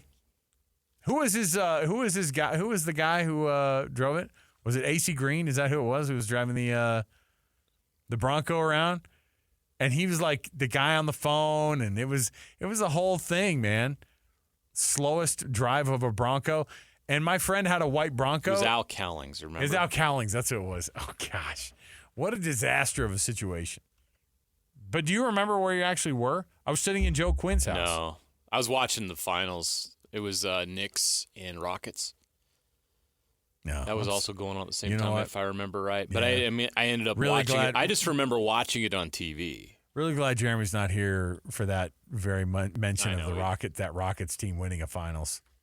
We don't need to give the Rockets free publicity. Yeah, that's how I'll remember that Rockets team too. Is that they were interrupted by OJ. That should have been the Jazz. Oh, stop it. Okay, so while you think about where you were on that day with OJ, let's go through some of these power rankings here. Now, the power rankings are kind of go through, and they have a strength of schedule. They've got projections on how things are going to go, and so some of these teams kind of they put everything together to be able to kind of tell you where all these teams are at. Now, if you are, I was actually shocked because I'm not sure how to read these rankings relative with how teams are going to do. You know what I mean? Like, you have strength of schedules, you have projected win totals, and that might not necessarily mean you might have, because your strength of schedule is so high, even though your projected win total, for example, Florida. I think we can all agree Billy Napier is on life support when it comes to. It's not a good program right now. Right. And yet they're in like the 30s, right? They rank higher than a lot of teams because of how high their strength of schedule is. But, you have teams that have I mean, look, USC has no business being in the top 25 in the Pro Football Focus, like college football power rankings, except for the fact that they have the number one strength of schedule. Okay? So say what you will about USC, and we do. They have the toughest schedule on paper of anybody in the country. Now, their projected win total for USC, it's a USC team. What did you think it was going to be? It's 6.5. And they have them number 23 in the country? Yes, because of how difficult that schedule is. These rankings, this PFF stuff. It's hard to figure out. I don't understand. I don't know. So let me give you an example. And this irks me. Because what is this? This doesn't make any sense. Right. I'm going to localize it, so I'll use BYU and Utah here. So let's say BYU and Troy play at LaVell Edwards Stadium. Who wins that game? Yeah, it sounds like a BYU win. Yeah. Well, guess where Troy's ranked? Now, Troy's in a bad conference, which means that their projected wins are probably better. But their strength of right? but their schedule is probably, or their strength of schedule is probably, but they'd still, with their projected wins, they'd probably be projected to win 9 or 10 games. So I bet that they're like a top 30 team. They're number 20 in the country, according What? to PFF. I'll do another one here. SMU. Now Strength of schedule 73. What's the projected wins? 9.4.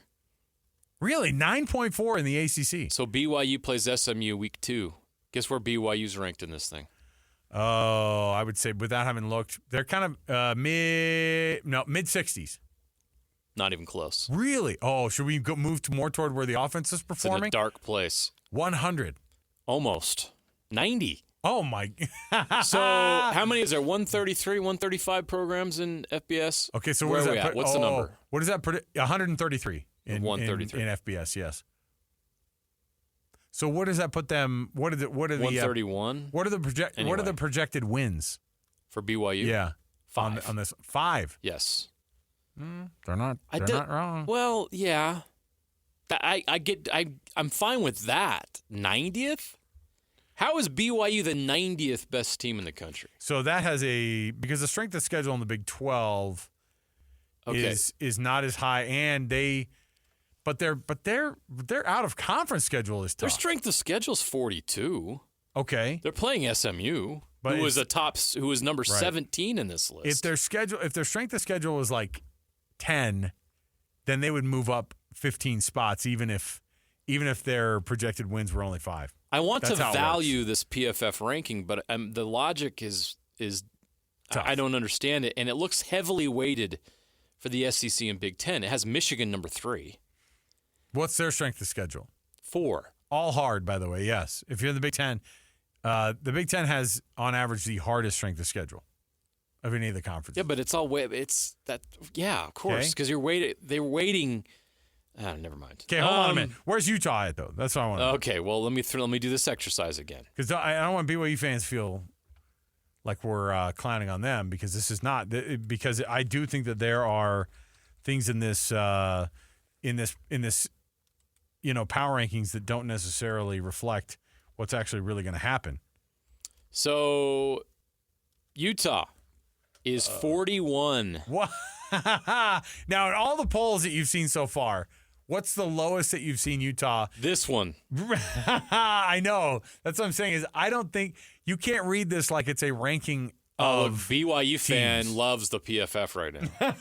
Loves the PFF. No, they don't. Yes, they do. No, they don't, because They don't because care they're about the 90. They 90th. care about Utah 41. They're still 50 spots away BYU from fan them. listening right now is getting more of a cackle out of Utah 41 than being angry about being at 90 right now. I am too, a little Okay. bit, just because of the idea that it's really hard to understand what they're like. What does this actually project them? Because they have now. This is what's crazy.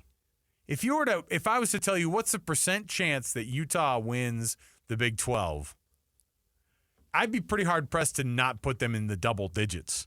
Like, even if you were just going to split it among the top 4, I would say, hey, yeah, they probably have a 25% chance to win that thing. This has it at 7. A 7% chance for Utah to win the conference. Do you know where Utah ranks among Big 12 teams in the PFF? Oh, now this will really start to piss some people off or make them happy. No. And where is everybody else? That's my question. Utah would be 8th. Wow. In the Big 12. What's the highest ranked Big 12 team? Is it Arizona? Kansas State at 22. Oh my Arizona at 24. Those are the first ones. Are 22nd and 24? Yes. Ooh. Iowa State at 29. Kansas at 33. Jeez. So that's school number 4, right, in the Big 12. I'll keep going until I get to Utah. Oklahoma State 5. West Virginia is 39. West Virginia 39. That would be number 6. Texas Tech is 40. And that'd be number 7. So Tech. And then Utah would be number 8. West Virginia, because I know a lot of people have them. And Oklahoma State. Texas Tech and West Virginia, just the teams you had ahead of Utah in the poll, right? Do you really think so? Utah doesn't play Texas Tech, do they, this year? Sorry. I don't know. They do play Kansas State. I think that's no, the. They don't. They don't. BYU doesn't play Texas or doesn't play Kansas State. BYU does. No, that's what I was saying. Oh, I thought you were talking about Utah. Sorry, I was asking about Utah. No, I was saying. I don't think Utah plays. Utah Texas. plays UCF, Iowa State, Colorado, BYU, Houston, TCU. No Tech. Arizona State and Arizona and Oklahoma State. Right. No Tech. No Texas Tech. No West Virginia. No Kansas State. They Right. don't play any of those teams. So maybe that's why the strength of schedule gets thrown down, right? But their strength of schedule wasn't that bad. Yeah. Okay. I mean, Arizona State's strength of schedule is 14. Go figure, huh? Yeah. Arizona State. Well, hold on a minute. Is Arizona State ranked higher than BYU in this poll? No. Okay. Oh, no. Is Arizona State higher than BYU? That's what I mean. Yes. Oh, they are? Yes. No. Yes. Okay. Hey, BYU fan. Marshall is higher than BYU. Marshall's at 70. Well, they are the Thundering Herd. 7, right? Hold on a minute. By the way, this is not our poll. Arizona State's 84th in PFF. I think we've decidedly said this poll's that drunk. This poll... I don't understand what value is this. Houston's ahead of BYU. So BYU, the only team in the Big 12 ranked lower than BYU is Colorado. Now, see again, to have Houston ahead of BYU, but Colorado further down. What's that about? How's that? Is that because of the projected wins? No, because Houston has fewer projected wins. It must be because Houston has what's Houston's strength of schedule? Colorado has a projected win total of 6.2. Okay. This doesn't make any sense. It doesn't. Help me understand the PFF rankings. I will tell you right now, the PFF rankings are heavily weighted. Why are we even talking about the PFF rankings? By the strength of schedule. Okay. This doesn't do us any good. This is not going to help us. Here's the weakness of the strength of schedule argument. And this happens every year. Strength of schedule is going to be based off of the guessing on how that team is going to do anyway. Because how do you really know a team's strength of schedule until after the season? Is the data they're using from last season? I think that would that's make what sense. it is. Yes. But Utah State's 102. Yeah. It's because the Mountain West is going to be a conference that is going to have a bunch of teams that rank low, and so that strength of schedule is going to be low. What's Utah State's strength of schedule? 97. So you've got that. Honestly, you see why. They're playing USC in Utah. They put a premium. This is one of Utah State's most difficult schedules this year. They got Washington State. Yeah. I just help me understand the PFF. Somebody that's smarter than me. The PFF Power Poll is always heavily weighted on strength of schedule, but it's flawed because how do you actually know how tough your schedule is until you actually get to those teams? How many years have we said, "Oh yeah, Florida's actually going to be a little bit better this year"? How many times? Or fill in the blank. If you're playing Texas in a certain year, or USC is a perfect example, right? USC is a team that is going to struggle in the Big Ten next year. Am I wrong? I think they will, yeah. I don't think they're going to be a top. Breaking in a new quarterback. They're not going to overhaul their offensive line. They're going to win 7 or 8 games. Max. In a good year, yes. And it's going to be based on the fact that they have an out-of-conference schedule that will probably help that along to that 7 wins. They probably will only win 5 games in their conference. And yet, what do we call like their strength of schedule? But they're 24th on this list, or 25th, or whatever it is. USC has no business being in the top anything, but because their strength of schedule is high, it's number 1, then they get all sorts of props. But you don't know what their strength of schedule is till they actually go through these things, and if the teams that they play are, in fact, decent or not. You don't know. So how is it that Utah only has a 7% chance to win the conference when you just rattled off the fact that they don't have to play some of the toughest teams in the conference until maybe the Big 12 championship game? Make it make sense. I don't know. I don't know either. If they had to play all those teams in order, it's a different conversation, right. But they don't play half of them. So imagine every year if we had to hang our hat every year on a 102 ranked team, a 90th ranked team, and a really highly ranked, what was Utah? 46? 41. Every year we had to go through and piecemeal talking about these seasons without gouging our own eyes out, talking about Utah at 41, BYU at 90, and Utah State at 102. Good news is none of those teams are the 102nd worst, or the 102nd ranked team in the country, 90th and 41st respectively. When you talk about where Utah has been in all of these polls, where have they really been when it comes to actual rankings of people deciding what they're going to be in the top 25 or not? A bad ranking is in the teens, right? Most people have I've Utah. seen some people think they finished 5th in the Big 12 this year. Okay. Shedeur Sanders, is that who you're talking about? Yes. Shedeur, don't call me Shedeur. Shedeur released his Big 12 power poll on social Don't call him media. Shedeur. It's Shedeur. Remember we got in trouble for that last year? Big 12 media days. It's Shedeur, not Shedeur. Huh? What? That was my favorite. I think it was Jake Scott who was interviewing him, and it was just like Jake has to interview Shedeur Sanders, and Shedeur Sanders had to go, it's Shedeur, not Shedeur. Okay. All right. We'll take a break. Hey, before we do, Alec Medina joining us. We have great news, and that is that the reporting before of what the HELOC numbers were and we're going to be, if you want to get a HELOC, and I told you it was a 5.5% HELOC, you'd be like, hey, that's actually pretty good. That's competitive. But then Alec came in and said 4.99, and then he rolled it out and said, hold on, hold the phone. I've got new numbers. It's 3.99. You're doing that. I feel like you're just doing that for our listeners today just to make them feel good. Is that right? I wish I was. That is for everybody. It's for everybody. Yep. All right. Become a member today. Go to Hercules CU. HerculesCU.com is the website. Okay, so 3.99 on the HELOC. And you said even too that turning around and getting the response and getting those things taken care of is a pretty quick time as well, right? Yeah, we're on average we're looking at about 2 weeks start to finish. Okay. Wow. That's great. That's a great deal. So what do you have to do to get that done? Do you have to be a member? How does it work? No, so just come on in. You can either apply online or you can come into a branch and we'll get that process started for you. You do have to become a member once it finalizes, but we'll get that out of the way.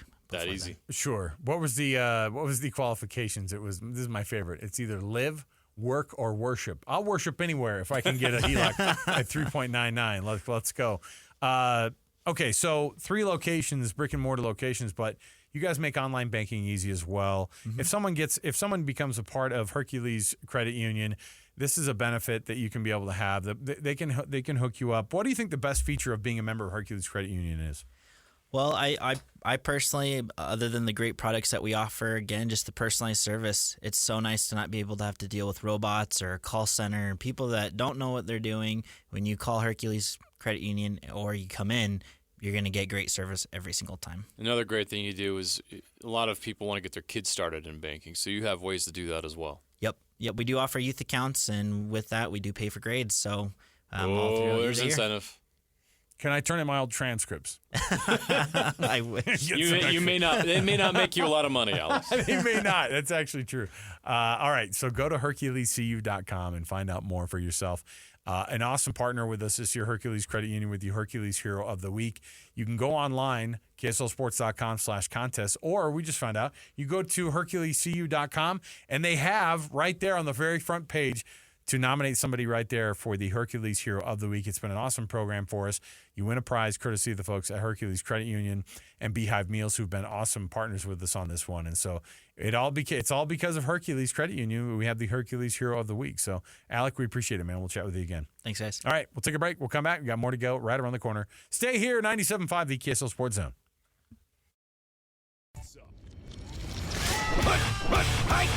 All the latest news and notes from the league and the locals in the NFL. JJ and Alex bring you the NFL Blitz on 97.5, the KSL Sports Zone.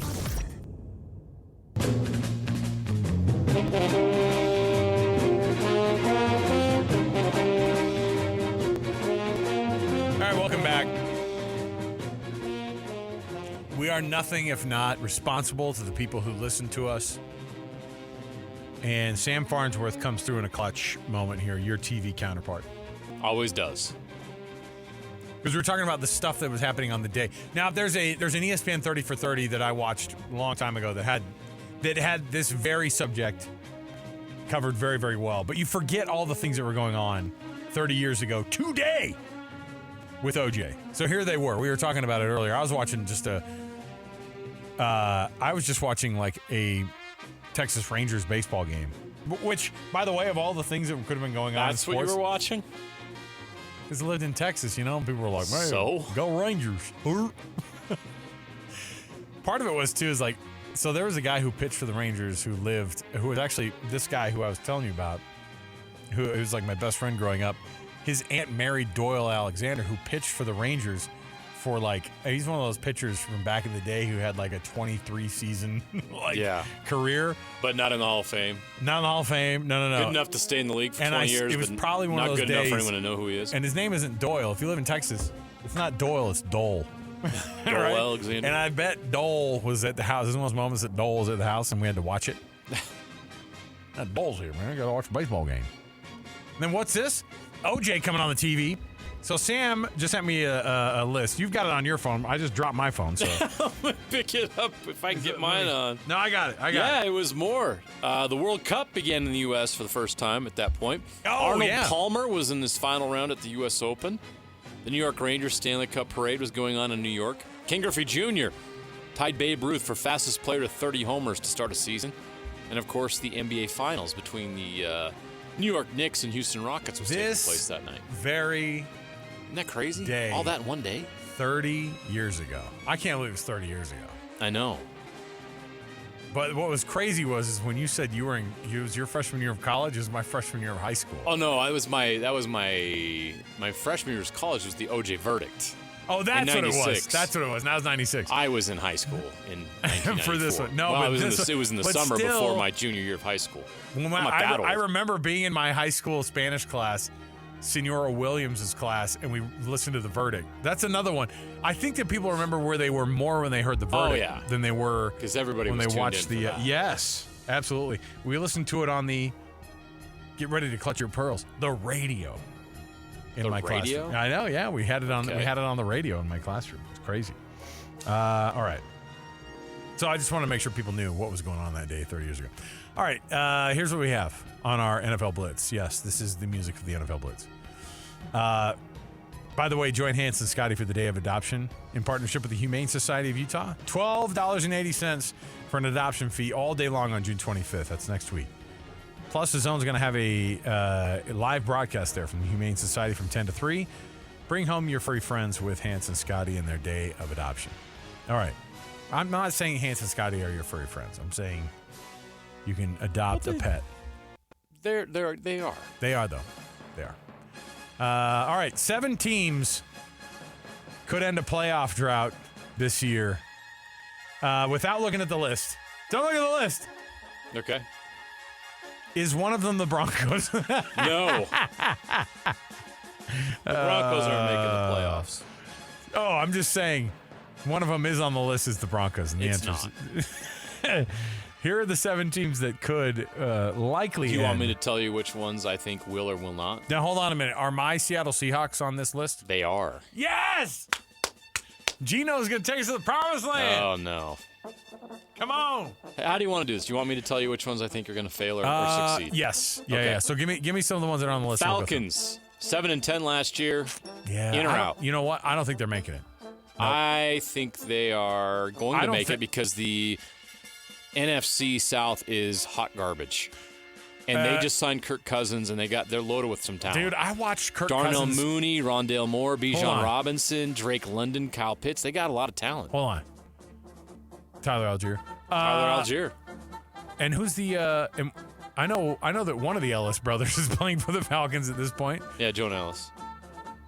Did Jonah Ellis get drafted by the Falcons? Oh, sorry. No, sorry. No, Caden. it's Caden. It's Caden. I'm sorry. See, Good again. grief. Jonah Ellis plays for my Broncos. I was going to say, you can get a lot of the Ellis brothers mixed up. Well, there's so many. There's four of them in the NFL right now. Right. 4. In the same family. I know. Crazy. Okay.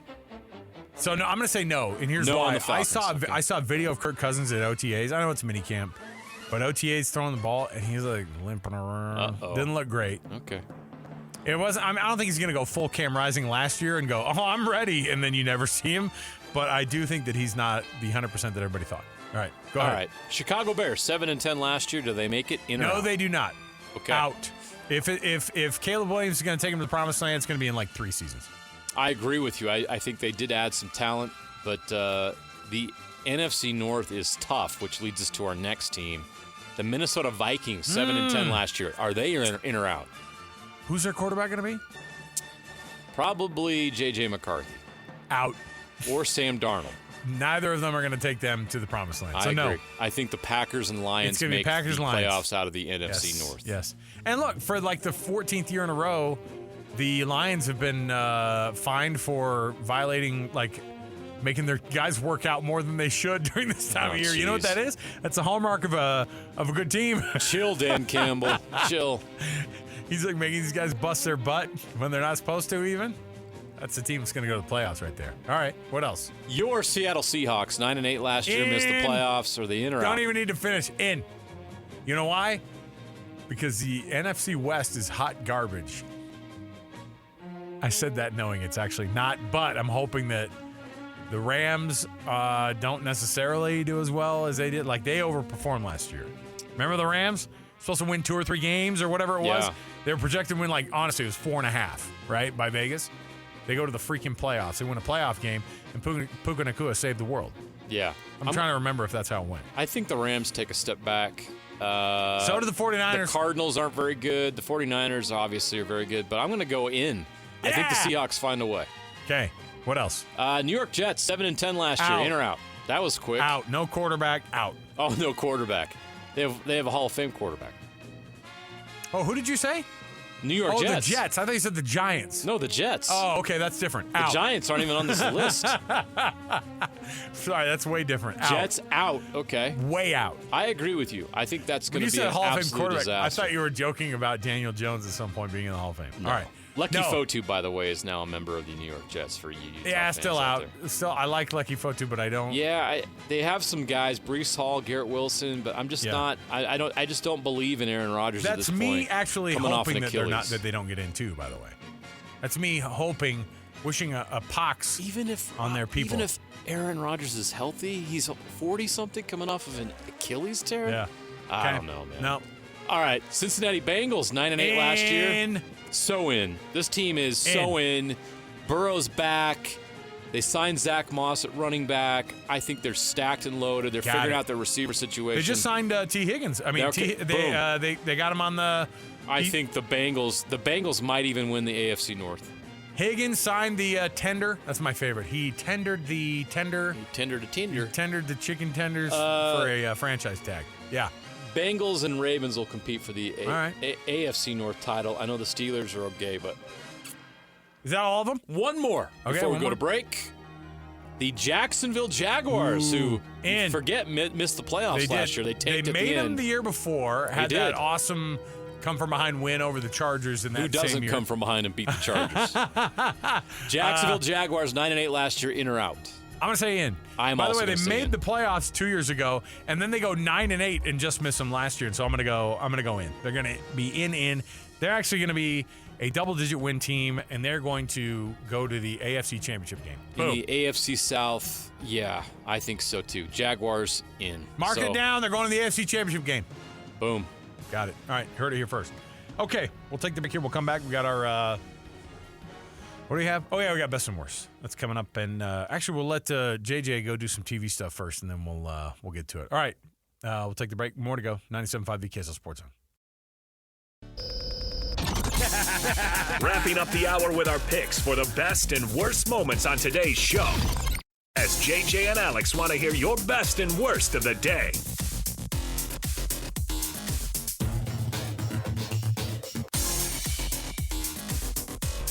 All right, welcome back.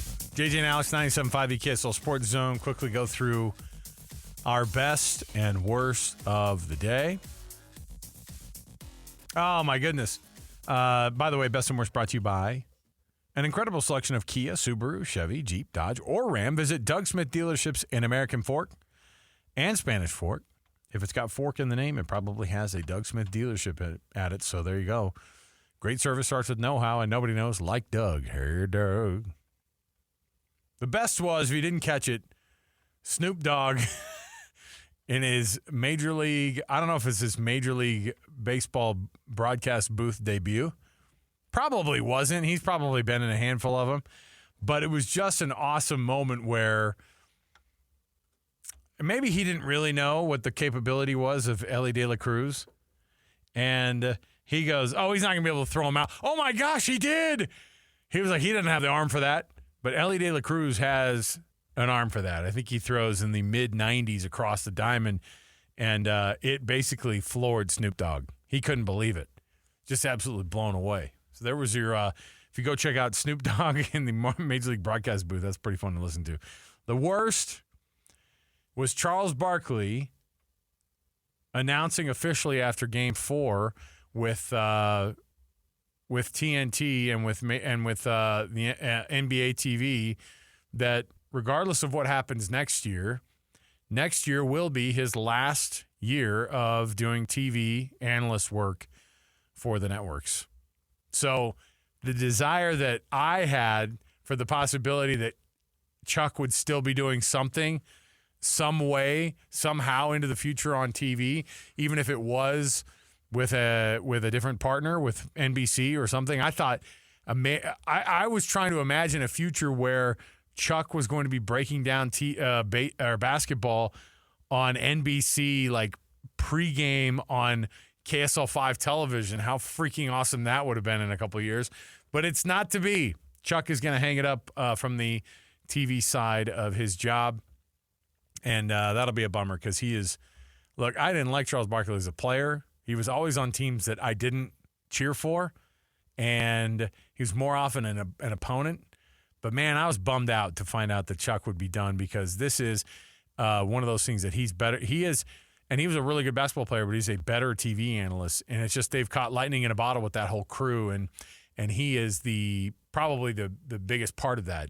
Him and Ernie, those are the two guys that probably make that whole steam engine go. And to imagine a world with neither of those guys breaking down games is not a good one. I wish that we could keep that thing going. All right. Joining us in studio one final time, Alec Medina. Alec, nice enough to hang out all day today and to share with us all the good stuff that Hercules Credit Union are doing. Tell us why Hercules is a little bit different because, I mean, let's be honest, people could hear across the day and across any type of driving around town, they've seen all the billboards for banks, for credit unions. There's a lot of competition out there for people's money when it comes to taking care of it and helping them when it comes to banking or having a credit union be a part of your life. So what makes Hercules different? Yeah, so with Hercules, you know, we want to be a part of your financial journey no matter what that is. And we have various products and things that are there to help you and to benefit you and make sure that you're in a better position than when you first started with us. And so, you know, people should expect more from their financial institution, and at Hercules First Credit Union, you're going to get it. Let's talk again about that HELOC here before we get out one final time. 3.99%. That's not just competitive. That's probably the best number that most people are going to see. And so this is a great time to be able to do it. What's that process look like top to bottom with going in with Hercules and doing that? Yeah, so either apply online or come into a branch, and we'll get it all squared away with our loan officers. And then turnaround time typically from applying to funding is usually about 2 weeks. Okay, that's I mean, look, it's as easy as that. Hercules, of course, has been a part of this awesome campaign. They got behind this at the very beginning, the Hercules Hero of the Week. If people go to KSLSports.com/contest, they can find how they can be or nominate a Hercules Hero of the Week. And that is the people who exemplify really the youth sports volunteers in our community. And Hercules Credit Union has been awesome enough to be a part of that. And it's just been an awesome program. So we appreciate you guys jumping in on that with us as well. Hercules Credit Union, give us the website again so people can go and find out how to go to a branch near them or to start online with those processes of giving like an application. Yeah. You just go to HerculesCU.com. HerculesCU.com. That's HerculesCU.com. Alec, thanks for hanging out today, man. We appreciate it. Of course. Thank you. All righty. HerculesCU.com. That's HerculesCU.com for Hercules Credit Union. We'll take the break here. We'll come back. More to go next hour. 97.5, the KSL Sports Zone.